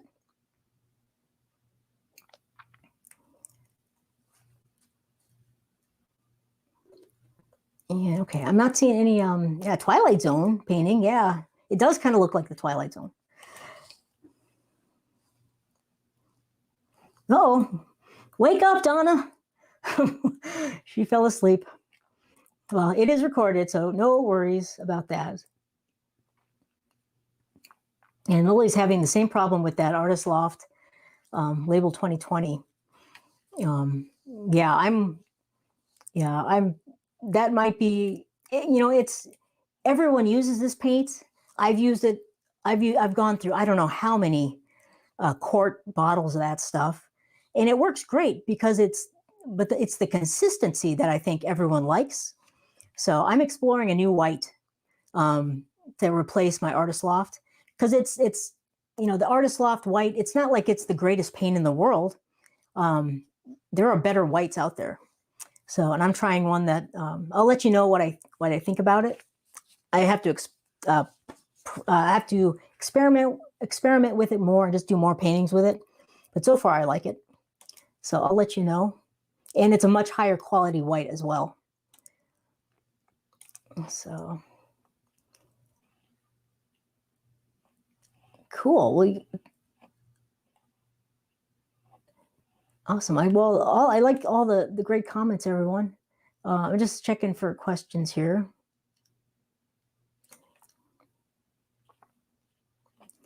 So thanks, Donna. Yeah, that's true. Like, I appreciate that a lot. I have no secrets. So if there's anything you want to know, I'll be happy to tell you.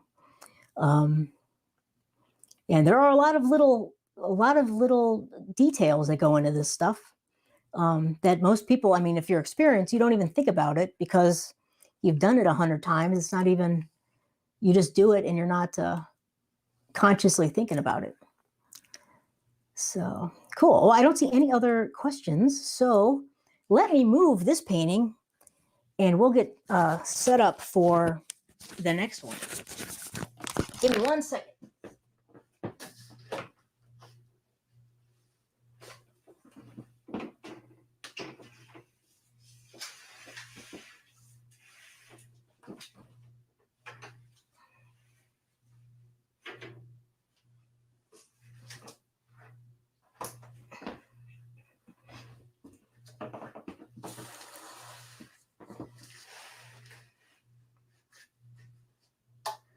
Okay. Put that there. Let me get rid of these.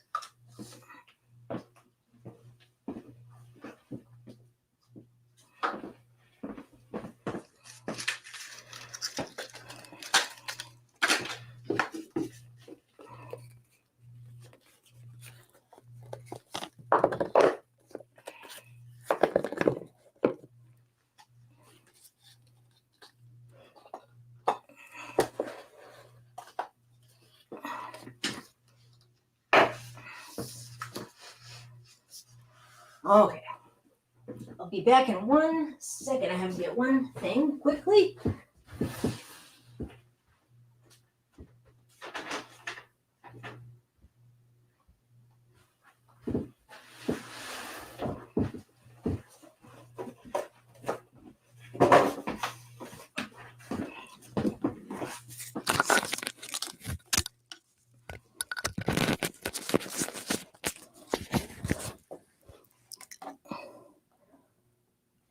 Okay, I'm back.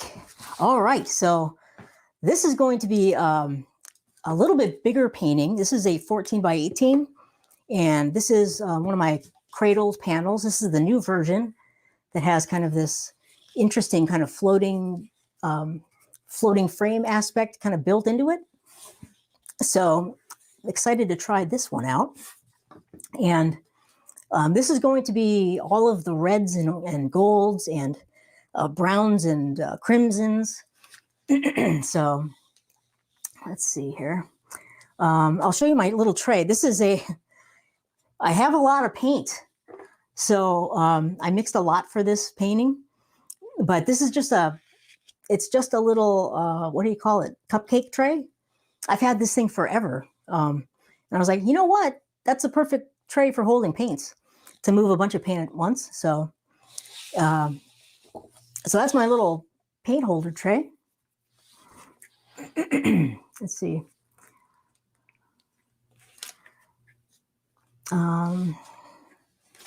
Yeah, back to the white. Lily says she purchased a large Montmartre titanium white. It's very thick. Yeah, a lot of those types of paints are pretty thick. That's what's nice about that artist loft. But I'm working with a paint that's much thinner than the typical like Liquitex Basics and stuff like that.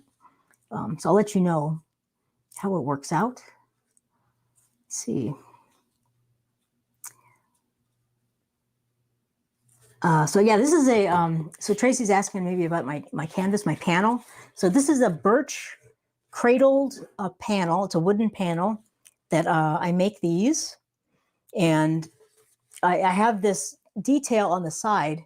So it's, if you can see it. So when you hang this on the wall, it looks like it's kind of floating off the wall. It's an idea I had. I like it so far. I think it's very cool. So, and cool. Yeah, the little cupcake trays work really good. It's such a simple idea.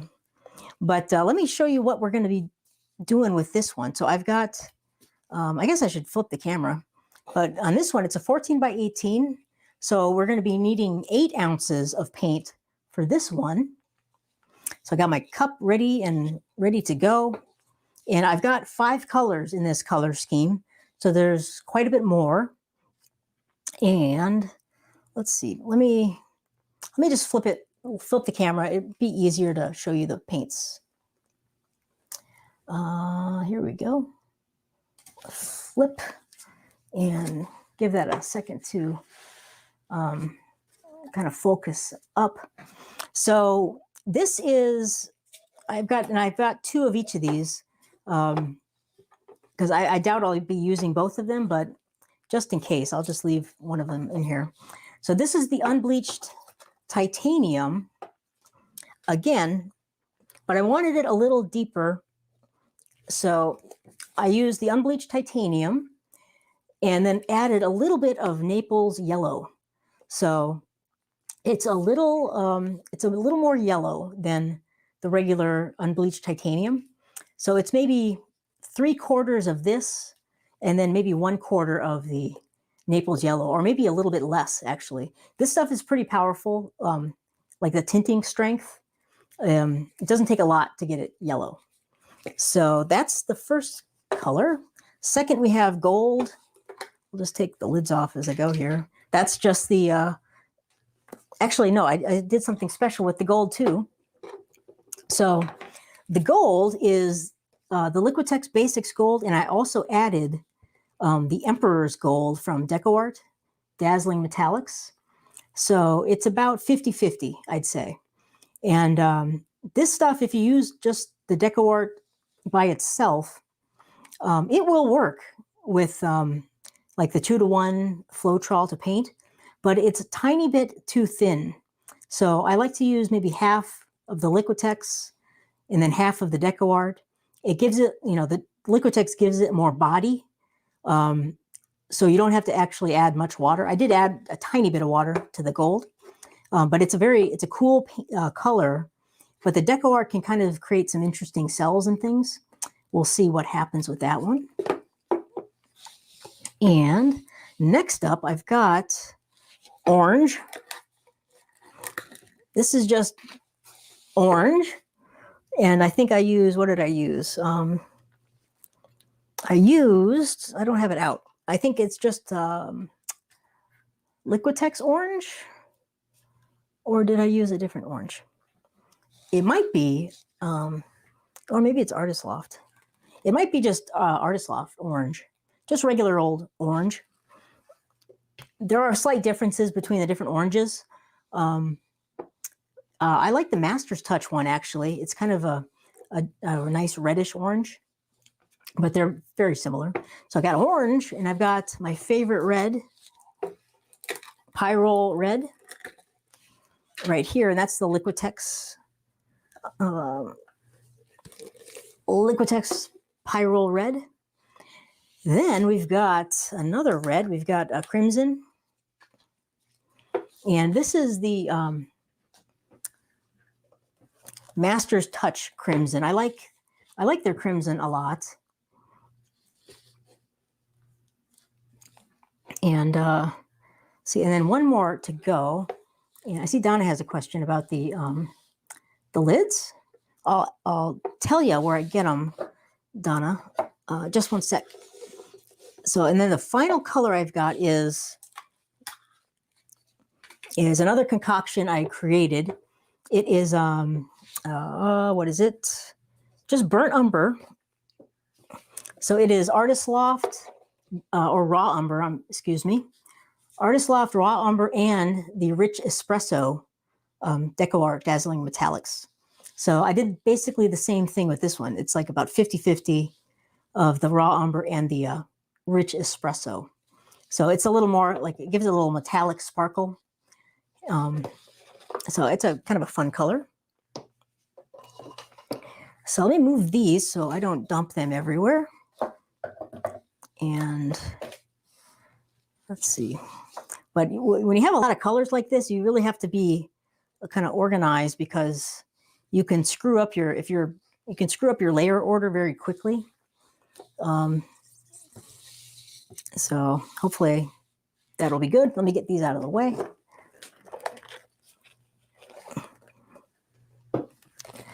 And okay, Okay, so let me see. We had a couple questions.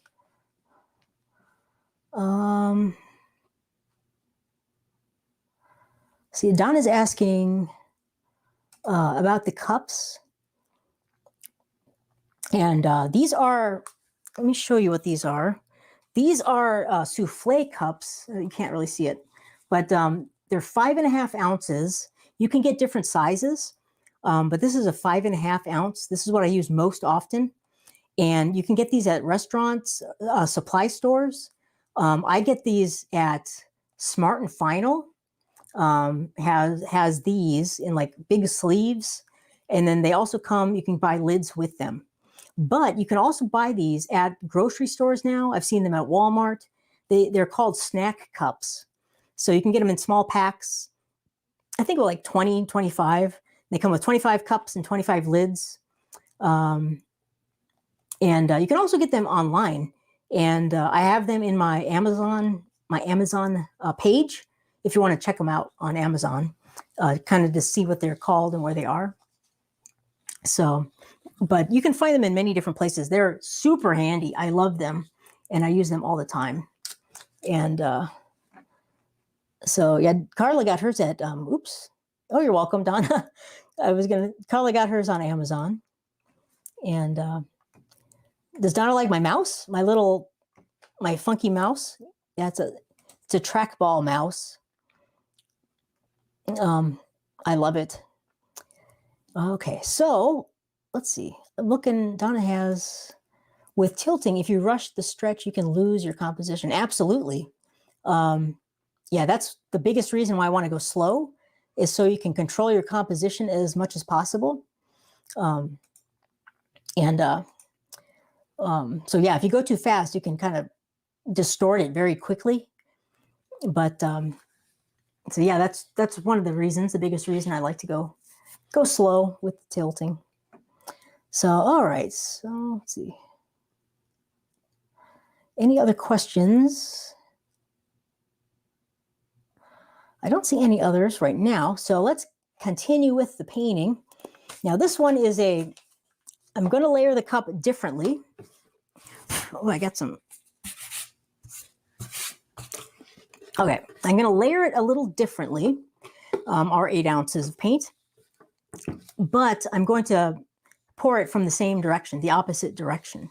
So what I'm going to do, I'm going to go from lightest to darkest, and then I'm going to go back from darkest back up to lightest.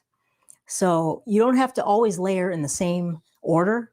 Like, let's just say it's white, blue, red, and then you do another white, blue, red, white, blue, red. This one is I'm doing like white, blue, red, but then I'm doing red, blue, white. So going in the opposite direction. So let's get started. Now what I want to try to do, and this can be kind of tricky, you have to gauge how much paint you're putting in, is have basically 2 layers of paint. So I want my first layer to kind of come up to the middle of the cup. So it'd be about 4 ounces. And then the next layer is going to be the other 4 ounces. So there's just going to be 2 layers in this one. So that can be a little hard to gauge, but we'll do our best. So I'm going to start with the, let me make sure I'm doing it right. Yes, I'm going to start with our unbleached titanium, kind of Naples yellow. That looks pretty good. And then move up to the gold.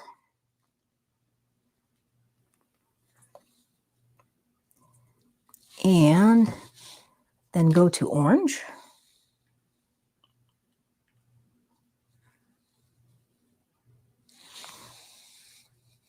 Put it here. Red.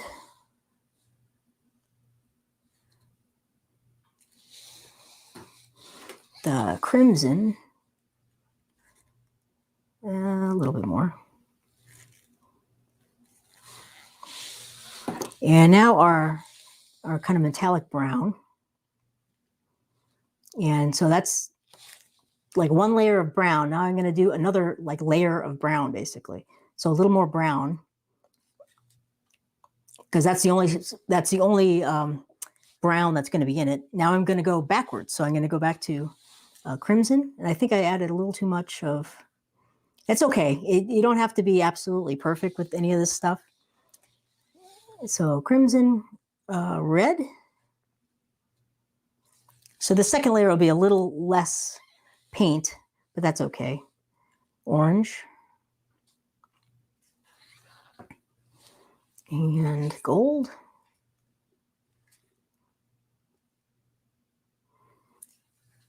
And then end with the titanium, the unbleached stuff with the Naples yellow. And there we go. We've got our 8 ounces. So I'm going to move this. That's a very pretty cup. I'm going to move it over here. Now I have to put my base coat down. So I'm just going to use some of the stuff I've got here, the crimson. Put some of that down.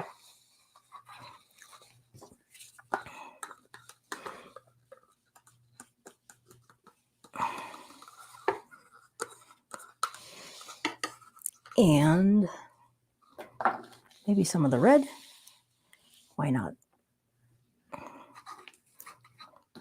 And I'll see what we've got here. So this will be a very bright, fun base coat.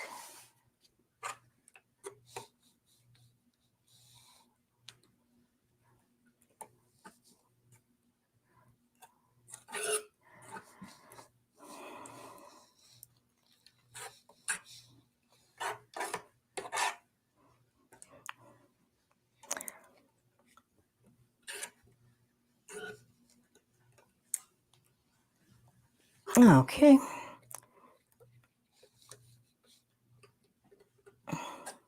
We'll talk about a Halloween pour. That's a pretty good one right there. That's a red pour.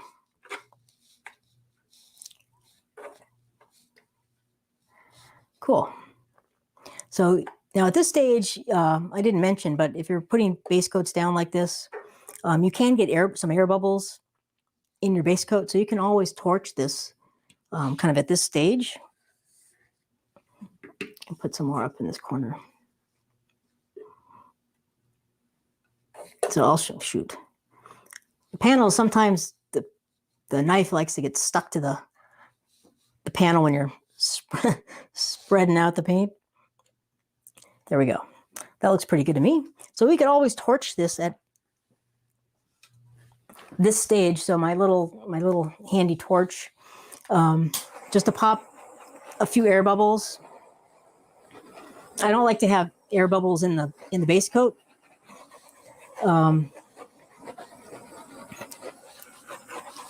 But I mean, that's not going to hurt anything really. But if you're using like white base coats a lot and the air bubbles pop in the white, it can make those little white pinholes in your painting. That's kind of where they come from. So I like to use like different colored base coats a lot for that reason. So especially with darker paintings. So, okay. So we got our base coat down. We've got our cup. And Donna just asked, great question at a great time. How important are the base coat colors? It's really not that important. The only rule of thumb I go by is if you're using a lot of dark colors in your layered cup, I would like to use a dark base coat. If you're using really light colors, I will use a lighter base coat. Basically just to avoid what I mentioned with the air bubbles. If they pop, you can have little pinholes, which will kind of show the base coat through those little pinholes. But so that's kind of it. If it's a really dark painting, go with dark colors. If it's really light, go with light colors. But pretty much any color will work fine because the base coat gets covered completely during this type of technique. Now, if we're talking about an open cup pour or a floating cup pour, the base coat color is a little more important because it actually interacts with our other colors. But we'll talk about that when we get to like the open cup. So now again, I've got my cup of paint. I've layered from this side. So I'm going to pour from the opposite side. And here we go. So basically the same exact thing, just a pretty small stream of paint. I've got the cup about 3 inches off the canvas. And I'm just kind of letting the paint run out of the cup. I'm just trying to keep it kind of consistent. And it's looking pretty good.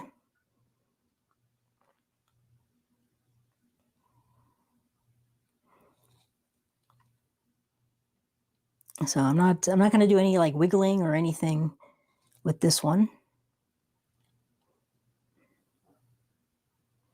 So here we're getting to the end of the cup with the light colors.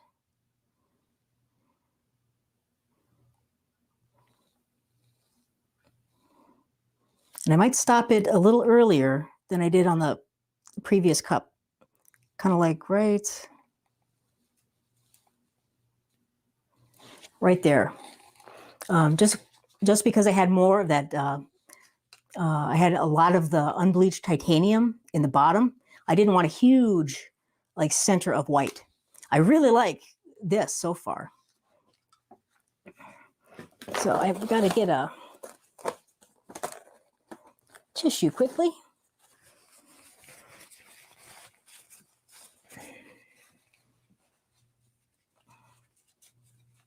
Okay, let's wipe my knife off. So we've got a very nice paint puddle going on, and time to see what we can do with it. So the same thing, we're just going to expand our paint puddle. And when you get into larger size canvases, you know, and now we have more paint on our panel. Sometimes these suckers can get kind of heavy. You know, if you're dealing with like an 18 by 24 or a 24 by 30. Because that's, you know, the paint, there's a lot of paint on there.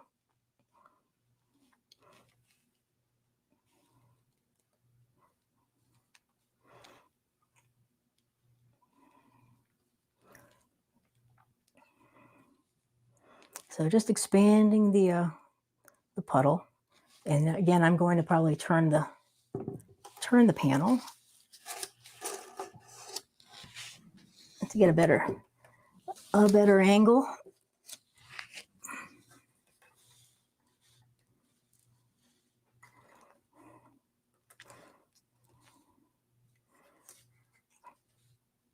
And we're getting some cells in this one. I really like the center a lot. So here we go. So I'm probably going to lose a lot of this stuff right here. You know, most of the stuff on the edges is all usually going to get lost. That's just kind of the way it goes.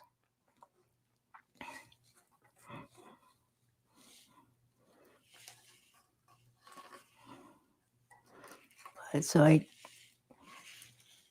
pinch that out back again.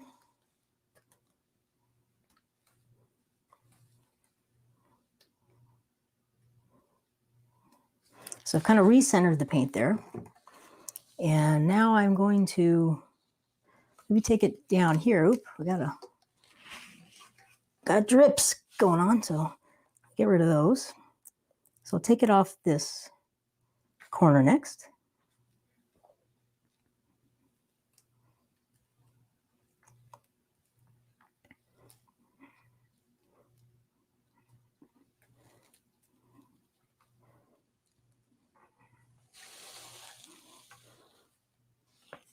So we got that one. Now I'm going to go back.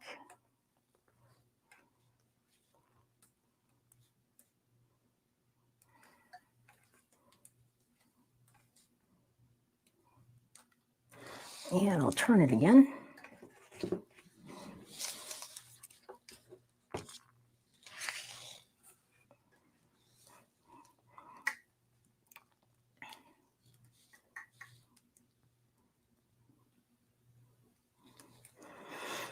Okay, so it's just kind of moving down.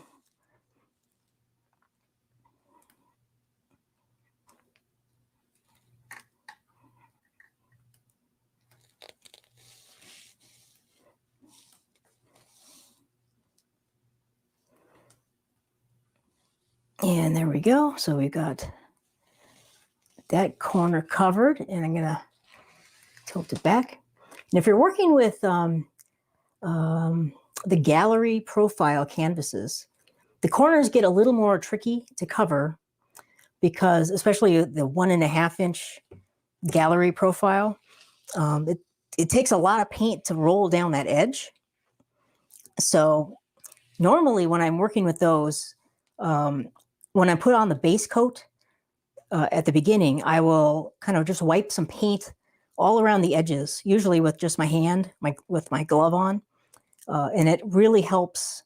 Once you have a little paint and make the canvas kind of slippery, the paint will kind of run down the sides easier. So now with this corner, I definitely don't want to try. I want to try to keep some of this dark. So I'm going to tilt it back kind of quickly here.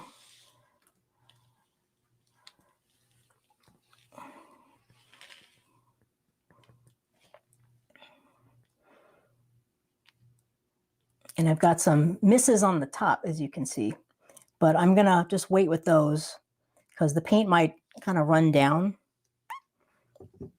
eventually. So we've got all our corners covered now. Now I have to decide, what do we want to do with tilting any more of this? I think we need to tilt some more, and because I want to open up the center and kind of expand that yellow out. So I'm thinking I'm going to tilt off of here and get rid of this little dark corner, and it'll open the yellow out that way. So I think that's the plan,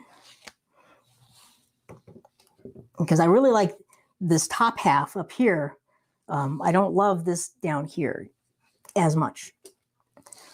So I'm going to turn it back this way. And we're just going to let the paint come down here, and we'll tilt off that corner and see what we can do.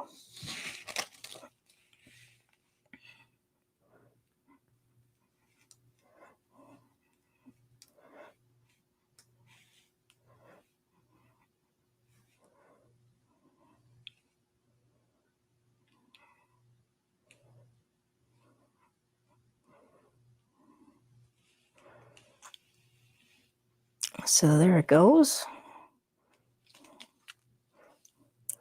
And I'm going to I want to get into that gold on the corner.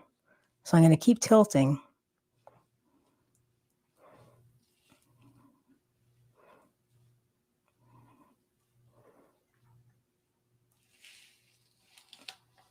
There we go. Now I'm going to tilt back.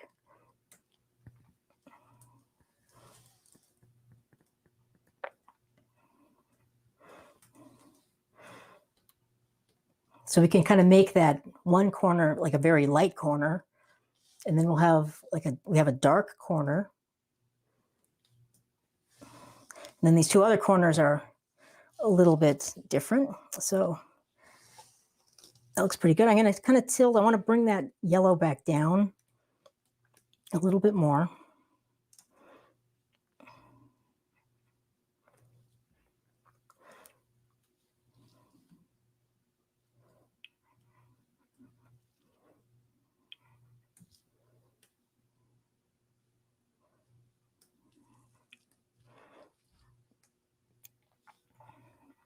So as I'm doing this, I'm just kind of watching.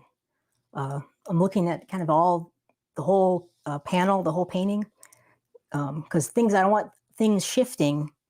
While my attention is on one spot, I don't want to have another spot get all kind of funny and weird.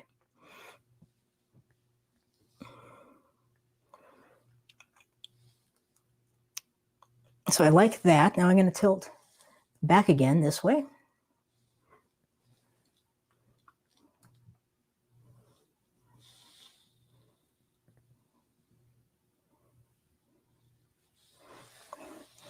And I'm really liking that a lot. I'm going to kind of lift it up like this a little bit.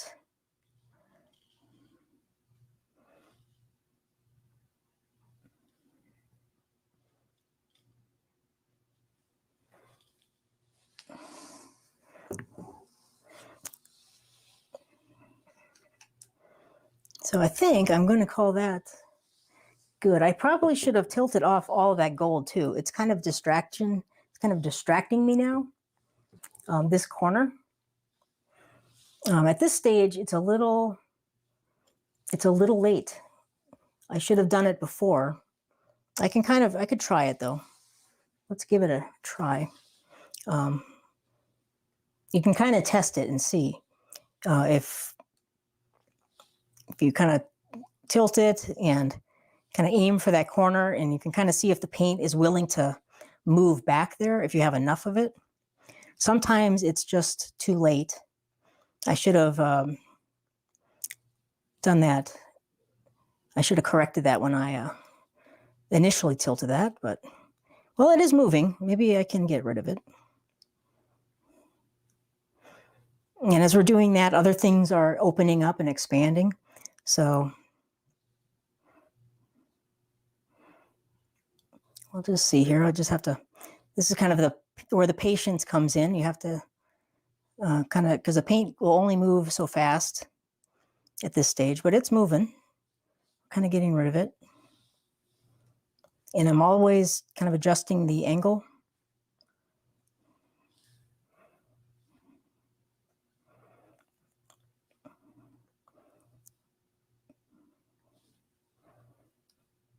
So there, we got rid of it. Now I have to tilt back quickly and bring that yellow back down, kind of into the painting more now. So this is a more, we're doing a lot more tilting in this one. This is a little more involved.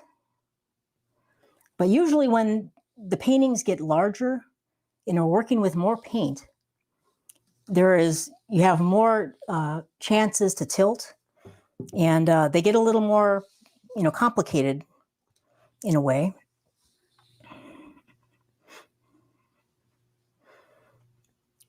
So, but you do have a little more flexibility with larger paintings, just because there's so much paint, there's so much more on there in general,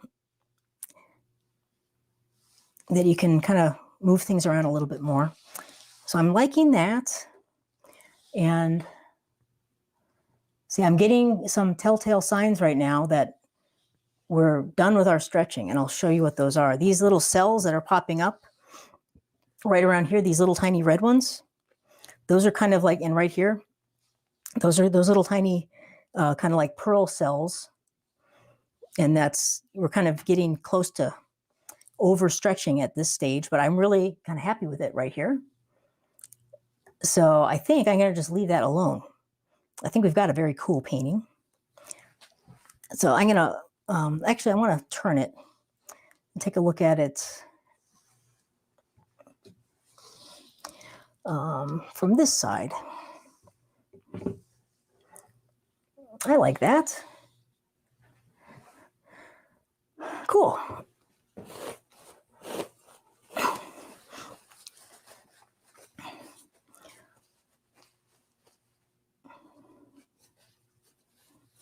And I see Donna's got a good question. I'll answer that in a second.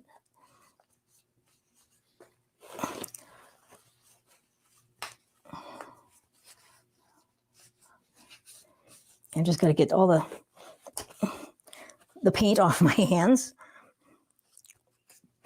This is why I like the gloves, because this would be like a nightmare if it's all over your bare hands, all this paint. Okay, so Donna's got a great question. Let me move this. Oops. I got to get it straight. I got to just scooch it up here a little bit. And I'm going to see, where did Donna's question go?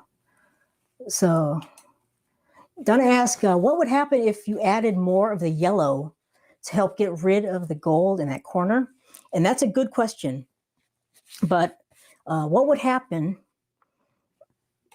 is if I took this and just poured it on there, you would definitely be able to tell this is a different color because it's not just yellow in here. It's yellow now it's yellow and mixed with the gold, and there's a tiny bit of the red in there. So it is changed. Once we add it to the cup, all these colors shift and change a little bit. If we added this just straight out of the cup, you'd see a big like spot of just, you know, the unbleached titanium. And I've tried that before. Sometimes you can get away with it, especially if it's white. If you're using a lot of white, it might have worked, but I had a feeling I could probably get rid of it. But I don't like to do that too often, just because you can really tell the difference in color. I mean, and all these colors, they're very subtle shifts now, color shifts that are happening. And there's a million different, you know, values and shades of colors now. So, but that's a good question, though, Donna. And let's see, I'm just checking to see if there's any other questions.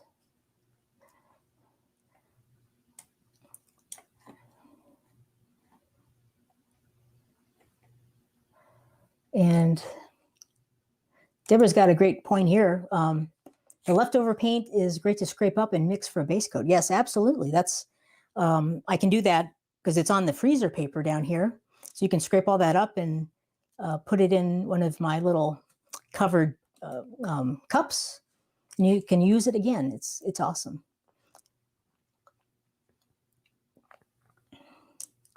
So Donna's got a great tip. Check Party City for the souffle cups. That's a great tip, Donna. I never thought of that one. I bet they have them. Naval says the dollar store might have them. They might have them. I see them all over the place now. Let's see. And yeah, Carla says you can really change the composition dramatically with the tilting. And you just have to be brave enough to continue. So it's all, you know, it takes some guts to do a lot of tilting, because a lot of people get to a certain stage, they've covered all the corners. It looks pretty nice. They don't want to continue because they're afraid of, you know, wrecking the painting. But, you know, once you get more experience, you know what you can kind of do and what you can't do. And you can, you know, move forward and proceed and tilt more and end up with some pretty amazing paintings. But it does take some guts to do that. And it doesn't always work. So, so cool. Yeah, this is kind of a spidery, dragony looking painting. I like all the cells in here. We've got a lot of cool little cells. So it was a fun one. I liked it. And we tilted more on this one than the other ones. So we kind of explored just how far you could take it. We could probably tilt a little more, but I think we've got, you know, I've got a nice look and a nice painting. And you can definitely take it too far, and then things start to go badly. So cool. Yeah, this is a very bright one. I wish there was more of the brown in there. And sometimes when we layer the cup the way we did, where we have kind of the brown in the center, normally the brown would be somewhere in here, but I think I added too much of the other colors first before we got to the brown, and then the brown kind of ended up getting tilted off in a lot of areas. But that's a good tip to keep your darks if you want to have darks running through your painting.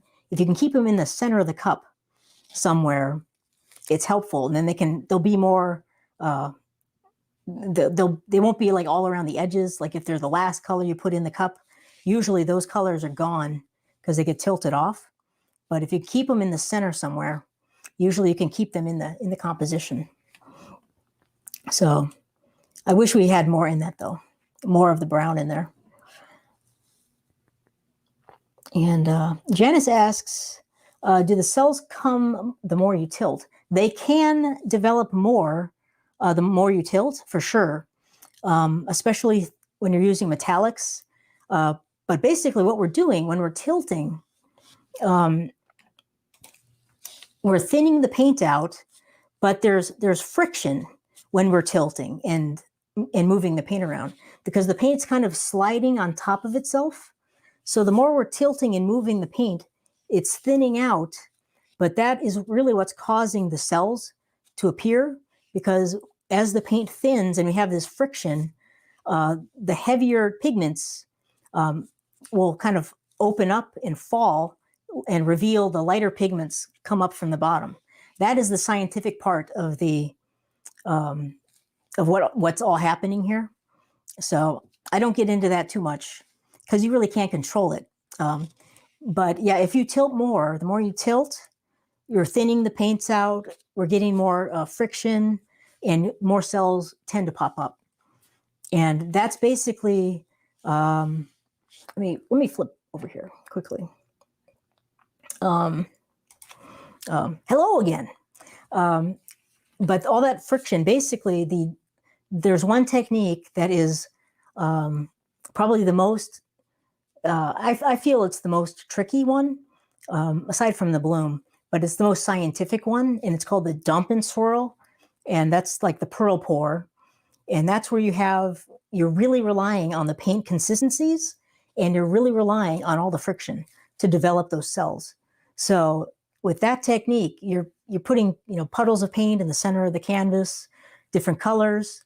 Then you're dumping like a heavier pigment like black right on top, and it's also a tiny bit thinner than the other colors. And you're very violently actually tilting that paint around, which is causing a lot of friction and a lot of thinning of the paint. And so the black is covering everything, and then as the paint is kind of thinning, the black is separating because it's a little heavier than the pigments underneath, and those are kind of rising through the black. And they're all the paints are really looking for equilibrium with each other. But that's where the heavier pigments and the lighter weight pigments, this all has to do with the densities of the paint and stuff. But that particular technique is probably the most scientific one. And but it's the trickiest one to get. And I think Dwight pours, he's a really, really good at that. But even he, like a lot of his paintings that I've seen, it takes like 2 or 3 tries to really get them nailed and get the cells to actually do what he wants to do and come through like that. It's a very tricky technique, and I definitely am not a master of it yet. So, but oh my gosh. So hopefully that explains a little bit about tilting. It's probably way more than you wanted to know, right? So, okay.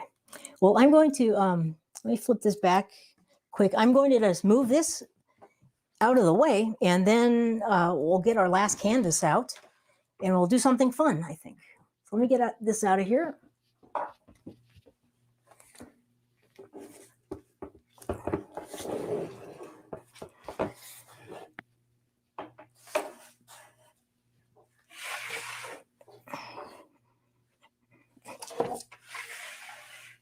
Okay.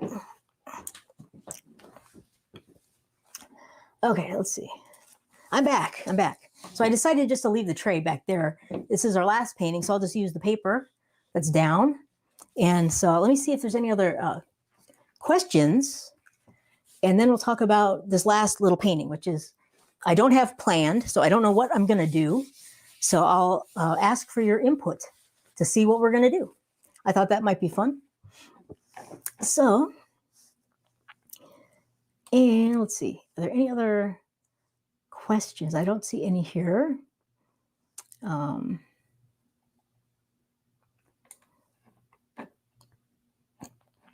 let's see. Deborah asks, how can you get a certain color to appear in your picture? I'm not quite sure what you're asking, Deborah, but if you want a certain color, like you could use that color. That might not, it's probably not what you're asking, but maybe you could like expand on your thought. Unless you're thinking of like having colors blend together, like different colors blending in your painting. I'm not quite sure. And Tracy asks, do you ever add silicone to one color while you're doing a cup pour, like a flip cup painting? And in general, no. When I'm working with Floetrol as my pouring medium, I don't like silicone and Floetrol together. I just don't like the way the cells look very often. The Floetrol like has these very organic, interesting looking cells. A lot of them are very round. They can be very round, but the silicone, they're all very round and just have that kind of silicone look. I just don't like to do that. I have done it, many times actually. Back in the olden days when I started, I would use silicone all the time.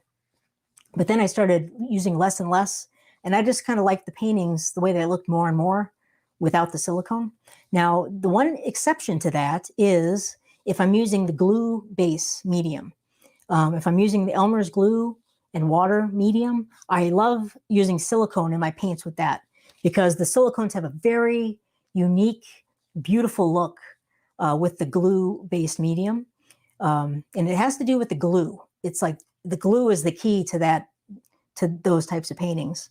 And you have to also have a torch because the torch kind of activates the silicone and creates these beautiful, beautiful cells around your painting. So that's the only real exception. I love using silicone with that specific technique.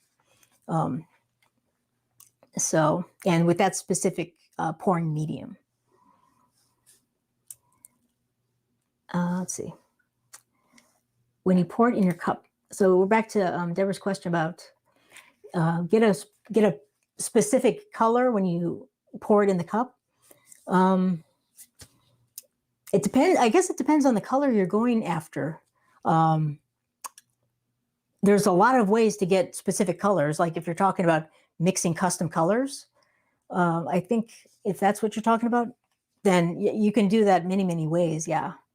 It depends on the different colors you have to combine, if that makes sense. Or if you're talking about like layering your cup, I'm not quite sure. More green. Okay, Navala is wanting green. So, okay, well, let's talk about the painting we're going to do. So I've got an 11 by 14, and I've got some colors left over, a bunch of colors. So I wanted to just ask your advice. Throw out some colors, and we'll combine them into a layered cup and see what happens. So I've got reds and oranges. Like I've got all the colors we just used. I have, that's gold. I can mix up some more green. I'm out of the green, but I can mix up some more green. I think I might want to do that with like the lime green and the color shift. And you're talking about the brown. The brown, let's use the brown for sure, like the metallic brown. And let's see, I was thinking about, let me open this up. So I'll mix up a color here quick. And here's my Floetrol. So maybe you can see my, probably not good. There you can see. Here's my little cup. So I'll show you how I mix my paint quick. So I've got my two lines. We've already put my little, here, my two lines right here. So I'll add my Floetrol first up to my line. And I have my strainer on my Floetrol. Very, very important. And let's throw in some of the lime green. I'm almost out of this stuff. I've used a lot of it.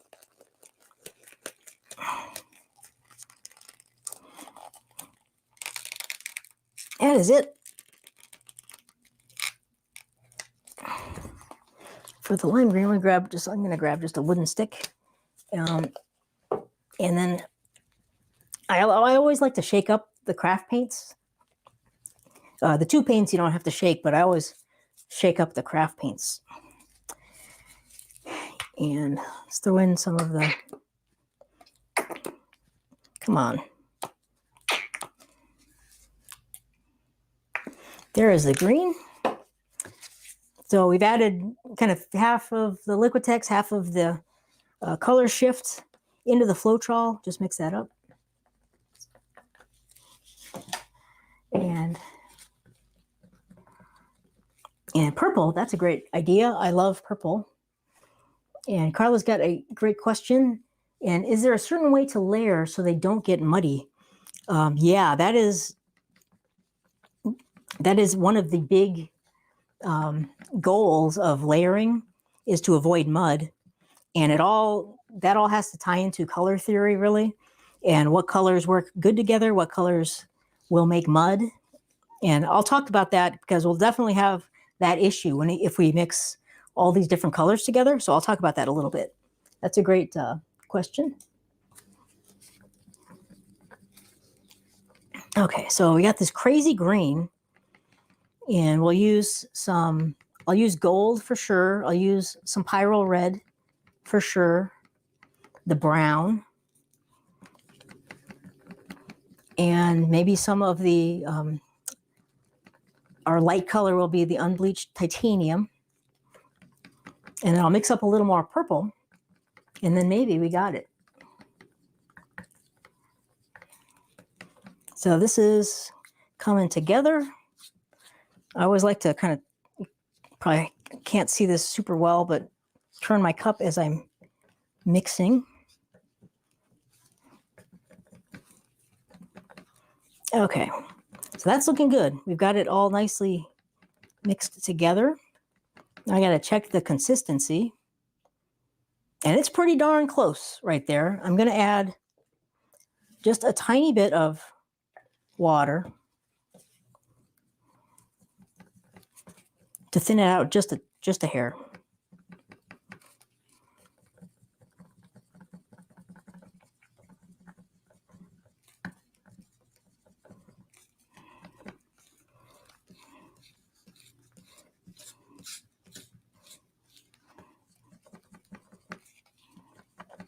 Okay.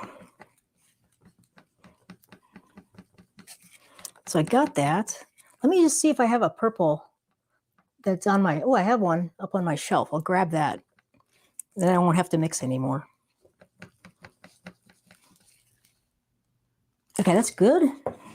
Let's see if I got a purple.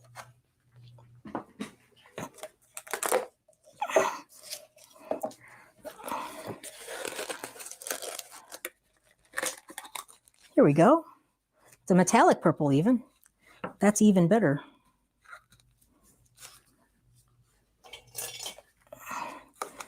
Okay. There's not a ton of it, but there'll be enough for this painting. That's ready to go. Okay, we got a crazy assortment of colors. So let me flip the camera and I'll show you what we got. Get rid of that. Here we go. So we've got purple and the green. Here, let me move this out of the way. I don't want to put it on the canvas. We got purple, green. We got brown. Let me open up my other red. We got some more red. Combine this. And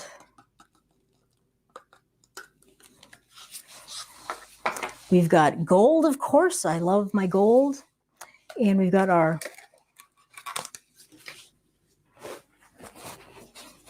unbleached titanium. Let's throw that in here. So that'll be kind of our light color.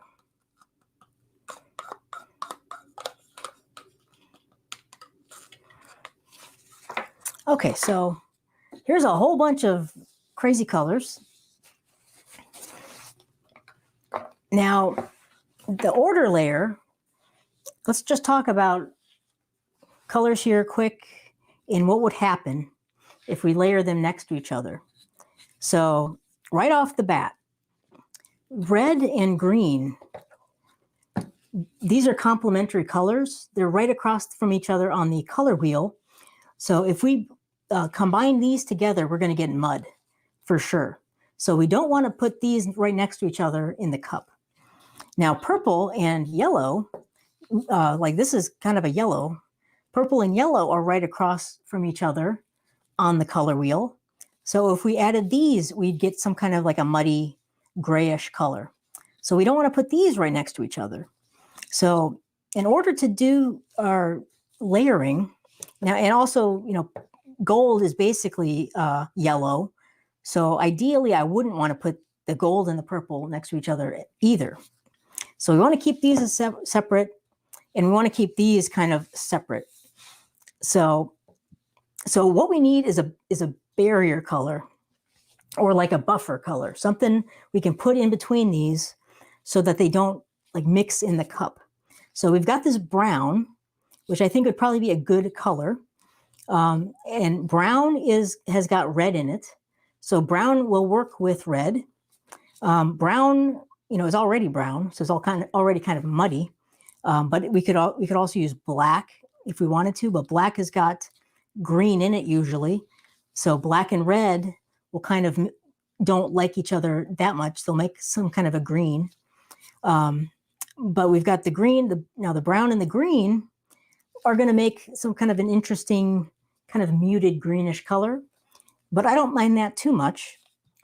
And then we've got our purple over here, and these two together, you know, purple and green, they generally don't mix great together because there's a lot of red in purple, because purple is made by red and blue. So there's a lot of red and purple. So you're also going to get kind of a muddy-ish color here, but I'm not too worried about that.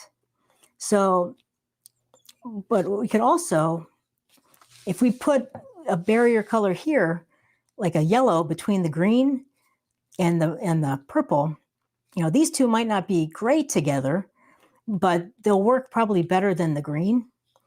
Even though this is kind of a yellow, it's a metallic, and metallics act kind of a little bit different in general than if we use just a regular yellow out of the tube. So that would be maybe an option. So what I'm thinking of doing is probably starting with the yellow, putting the gold down, putting the red down. So now we're kind of transitioning, you know, through our kind of lightest to darkest. Probably go with the brown between the red and the green. And then I probably put the brown between the green and the purple. So now it's kind of, we got a little more barrier color in there. So that's what I'm thinking off the bat. And I don't know what's going to happen with this color palette. It's a crazy color palette. The green is probably going to take over because it's so darn bright. But let's try it and see what happens. So let's move these aside here. I just have to remember to layer the brown in between these two. Whoa, almost dumped my paint. I don't want to do that. So I'll leave that there for now. Let me get my cup. So here we go. We have an 11 by 14. So we're going to need 5 ounces of paint for this one. So I've got my cup and I got my line. And let's start layering. So this is probably going to be, I'm going to shoot for 1 layer of each of these colors because we've got a lot of colors. I don't think we'll be able to do like 2 layers of them. So I'm going to shoot for just 1 layer. So I'm going to just put in some of the yellow first, and then the gold, and the red. I'm actually going to call it audible. I'm going to go back to the yellow a little bit. I'm going to put a little more yellow. I'm going to put a little more gold. So now we've got 2 layers of kind of the lighter colors, and then the red. These lighter, warmer colors. I think that'll create some more interest. perhaps. Now we'll go into the brown. And then our crazy green. And then I'll go back to the brown, like a barrier color or a buffer color. And our purple. I'll put a little more purple in there just at the end. That's our last color. There's a good chance the purple might get lost in this painting. We'll find out because there's only that one layer on top. So we've got our cup. Let's pull this over. I'm going to move that. Let's put our base coat down. And I'm going to use, I think I'll use the white here. Get that out of there.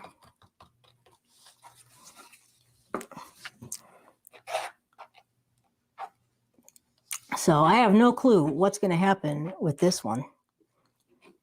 But that's why we do experiments. Because sometimes these things that you think are going to be like crazy or terrible turn out to be pretty amazing.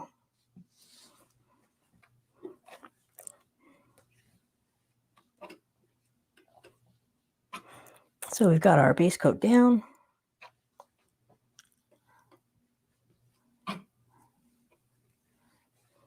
That's looking pretty good. Okay, I think we're ready to go. So get these out of the way. And again, I'm going to pour from the opposite side that we layered. And we'll find out what happens here. So fingers crossed, we'll see what we can make. So there's all the purple coming out.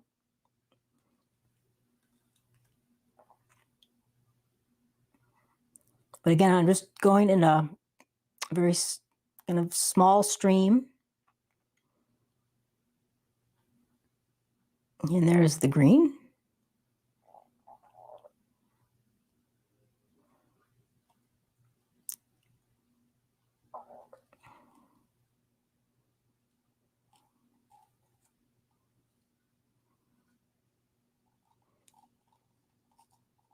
And we're getting towards the end of the cup now.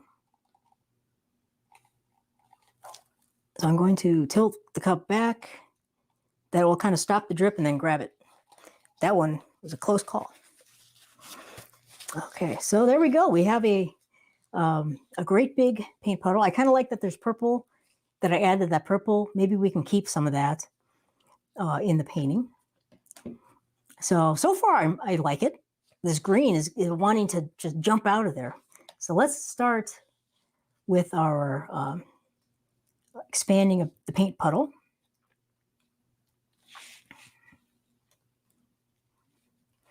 And we already have some cells happening, which is interesting.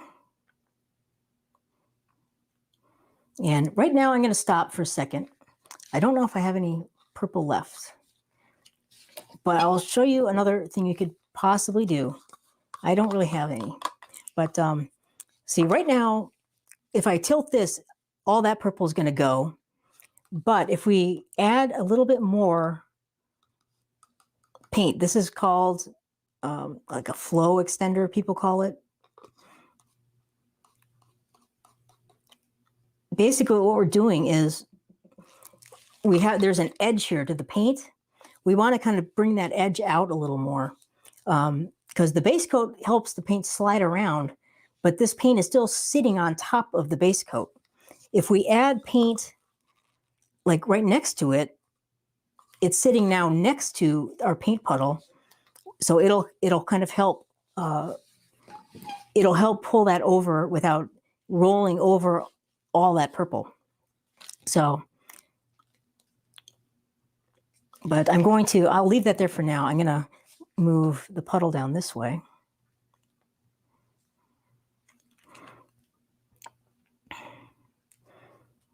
See down here, we had a lot of purple, so I think we'll be able to save some of it. So I'm going to go over this edge. Oops, there it goes. And go back. So much for that idea. But So let's see about down here now. I'll go over this corner. The paint's moving a little too quickly.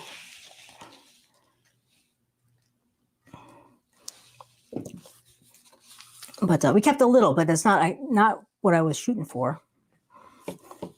But that's okay. Mostly this is a red painting. But we have 2 more corners to go.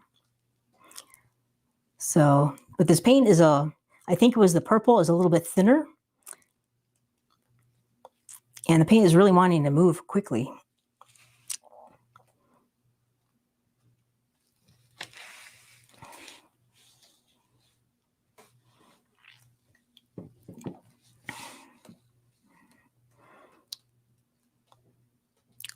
So last corner, and this one I'm going to just tilt over quite a bit to get close to the center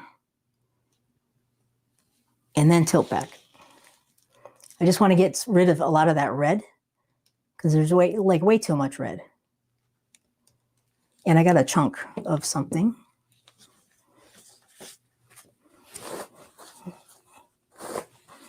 So we're getting a lot of cells.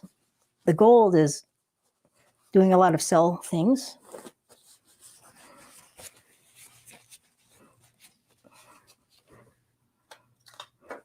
So right here I have a chunk of something. So I have my little handy tweezers. And whenever you see one of those, it's best to pull it out as soon as possible. It's like it was a little bit of like dried paint or something. Because if you let those chunks sit in there, it'll kind of cause the paint to drag across it, and it can kind of put in weird lines and stuff.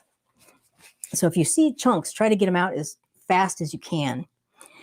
So we've got a weird painting, and I kind of like this center has all these different colors in it. It's just kind of funny, kind of funky. But all our green is up here. I kind of want to get rid of a lot of this red. So I'm going to tilt. I don't like this much. So I'm going to tilt this off. And let me turn it, grab it from this side. So I'm going to say goodbye to this green and purple, but it'll get rid of a lot of this red.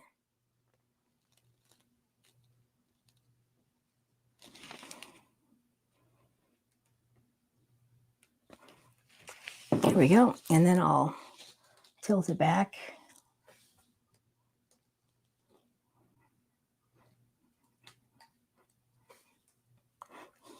I think I'll tilt it down.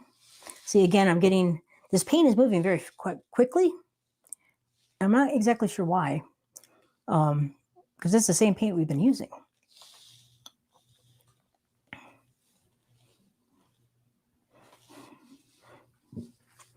So that is a very strange painting. I kind of actually like the green in it because it's not overwhelming. But we did lose all the purple, which I thought we might because it was the last color, and there was only that one layer of purple.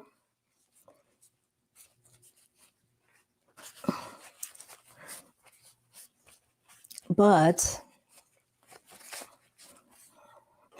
so I'm going to just try. I want to bring this green down into the painting more because now we have, it's like a green and a red painting basically. But I have to get rid of some of this stuff. So I'm going to just dump it off and see what happens. I'm not like, I don't think it's going to be hard to make it worse. It's not the greatest painting. So let's just see what happens.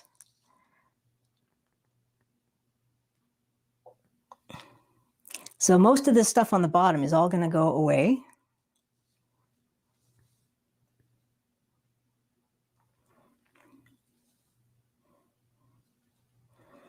But now we're expanding the green out, you see. And then I'm going to turn it. I kind of like that. So I'll go back now.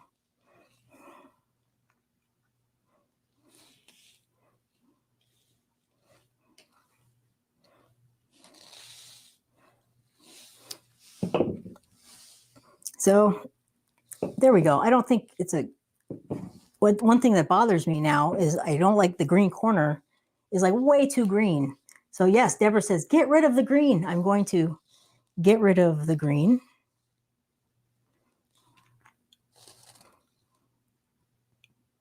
So I wouldn't recommend this color palette, I don't think. But it's always nice to try stuff. Try something different. So I know you can't see what I'm doing. I'm just holding the painting straight up to get rid of the green.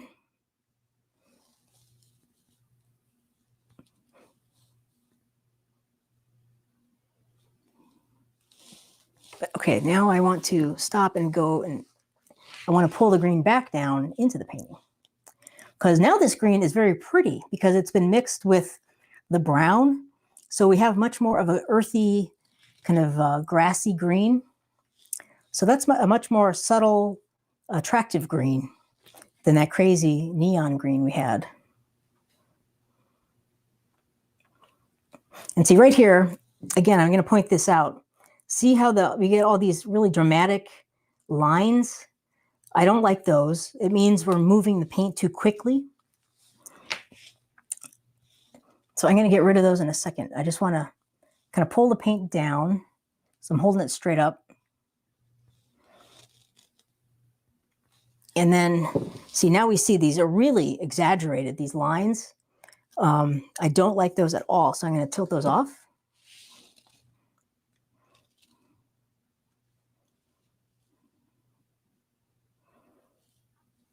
And it won't take much there. They're gone. And again, tilt back a little bit. So there we go. See, we've gotten rid of all those really distracting lines on the edge. And that's actually not too bad. I like it a whole lot more than what we started out with. It's got some interesting things. It's a red and a green painting. So that's it's a complementary colors. Those work together. The green is way more attractive than it started out as. And I actually really like that green. Those greens are kind of my favorite because they're very natural and organic. So I'm just wiping my hands off. So it's not my favorite painting that we did tonight, but I think we saved it, and it's not a disaster now. So I really like that. There's a lot of red, but I like what the yellow's doing.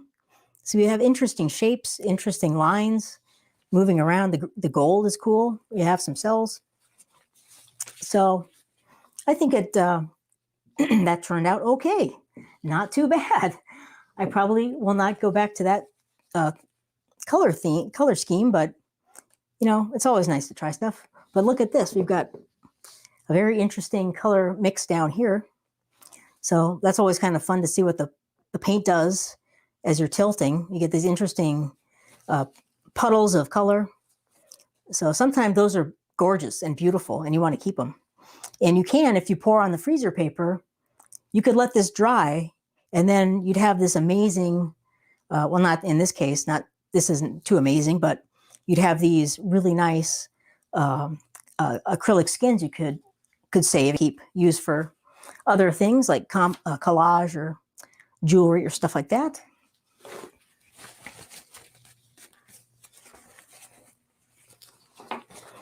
And so let me flip back, and I see there's a few questions. So say goodbye to that one. It was a good experiment and good test. So, but here I'm back, and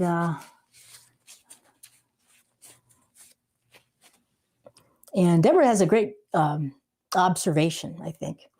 She loves doing paintings using the leftover paints. Surprisingly, they turn out better than my other paintings at times. And that is, I find that happens a lot.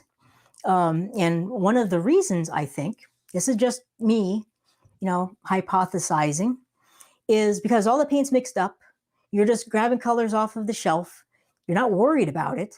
They're leftover. You don't have any time invested in it. So you have your expectations are much, much lower. Like what we did tonight, I mixed up a lot of paint, spent a lot of time doing it. Expectations, even though I don't know what the painting is going to look like, expectations are up there. And especially since I'm filming this and showing it to you, expectations. But when you're just working with leftover paints, you're just grabbing them. That might look cool. That might look cool. Throwing a bunch of different colors together. Very low expectations of success, and you're much less critical of the result.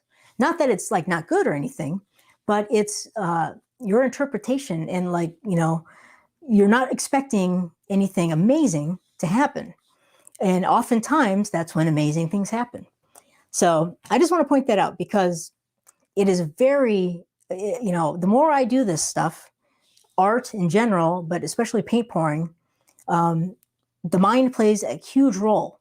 And especially expectations, in my opinion, expecting certain results to happen in a medium, in a style of art that you cannot control. So, but when your expectations are low and you're not really worried about it, amazing things can happen. So that's why I think it's a good idea. If you're constantly getting discouraged and are upset by your paintings, like they're not living up to your expectations, or they don't match the idea that you have in your mind, or you're trying to, the worst thing you can do is try to recreate one of your paintings or someone else's painting. It will never, ever happen. So that's the worst thing you could possibly do in acrylic paint pouring. But one thing that might help you, if you're constantly, I don't like it, mix up, get some bottles like this or larger, and mix up your favorite colors that you use a lot. So you have quite a few colors on hand, and you don't have to spend any time mixing them. You can just grab some paints, squirt them in, layer your cup, dump it, or pour it, or do whatever. You have much less time invested. The expectations are going to be lower, and you might be more excited about your results. So you're just trying to, trick your mind into not expecting stuff. And it's very, very difficult to do that. Believe me, I constantly am struggling with that. So sorry about the Tony Robbins rant. Okay, so we had some questions. Deborah asks, you wanted to get more purple into the picture. Where would you add it in the pour? Well, if I wanted to get more purple, I would have added it sooner. So, and in more layers probably, but I didn't have a lot of purple. And I didn't want to mix it with, have it mixing with the yellows. So it could mix with the reds fine, because those go together very well. But you need to use it sooner in the layering order. Because basically the last,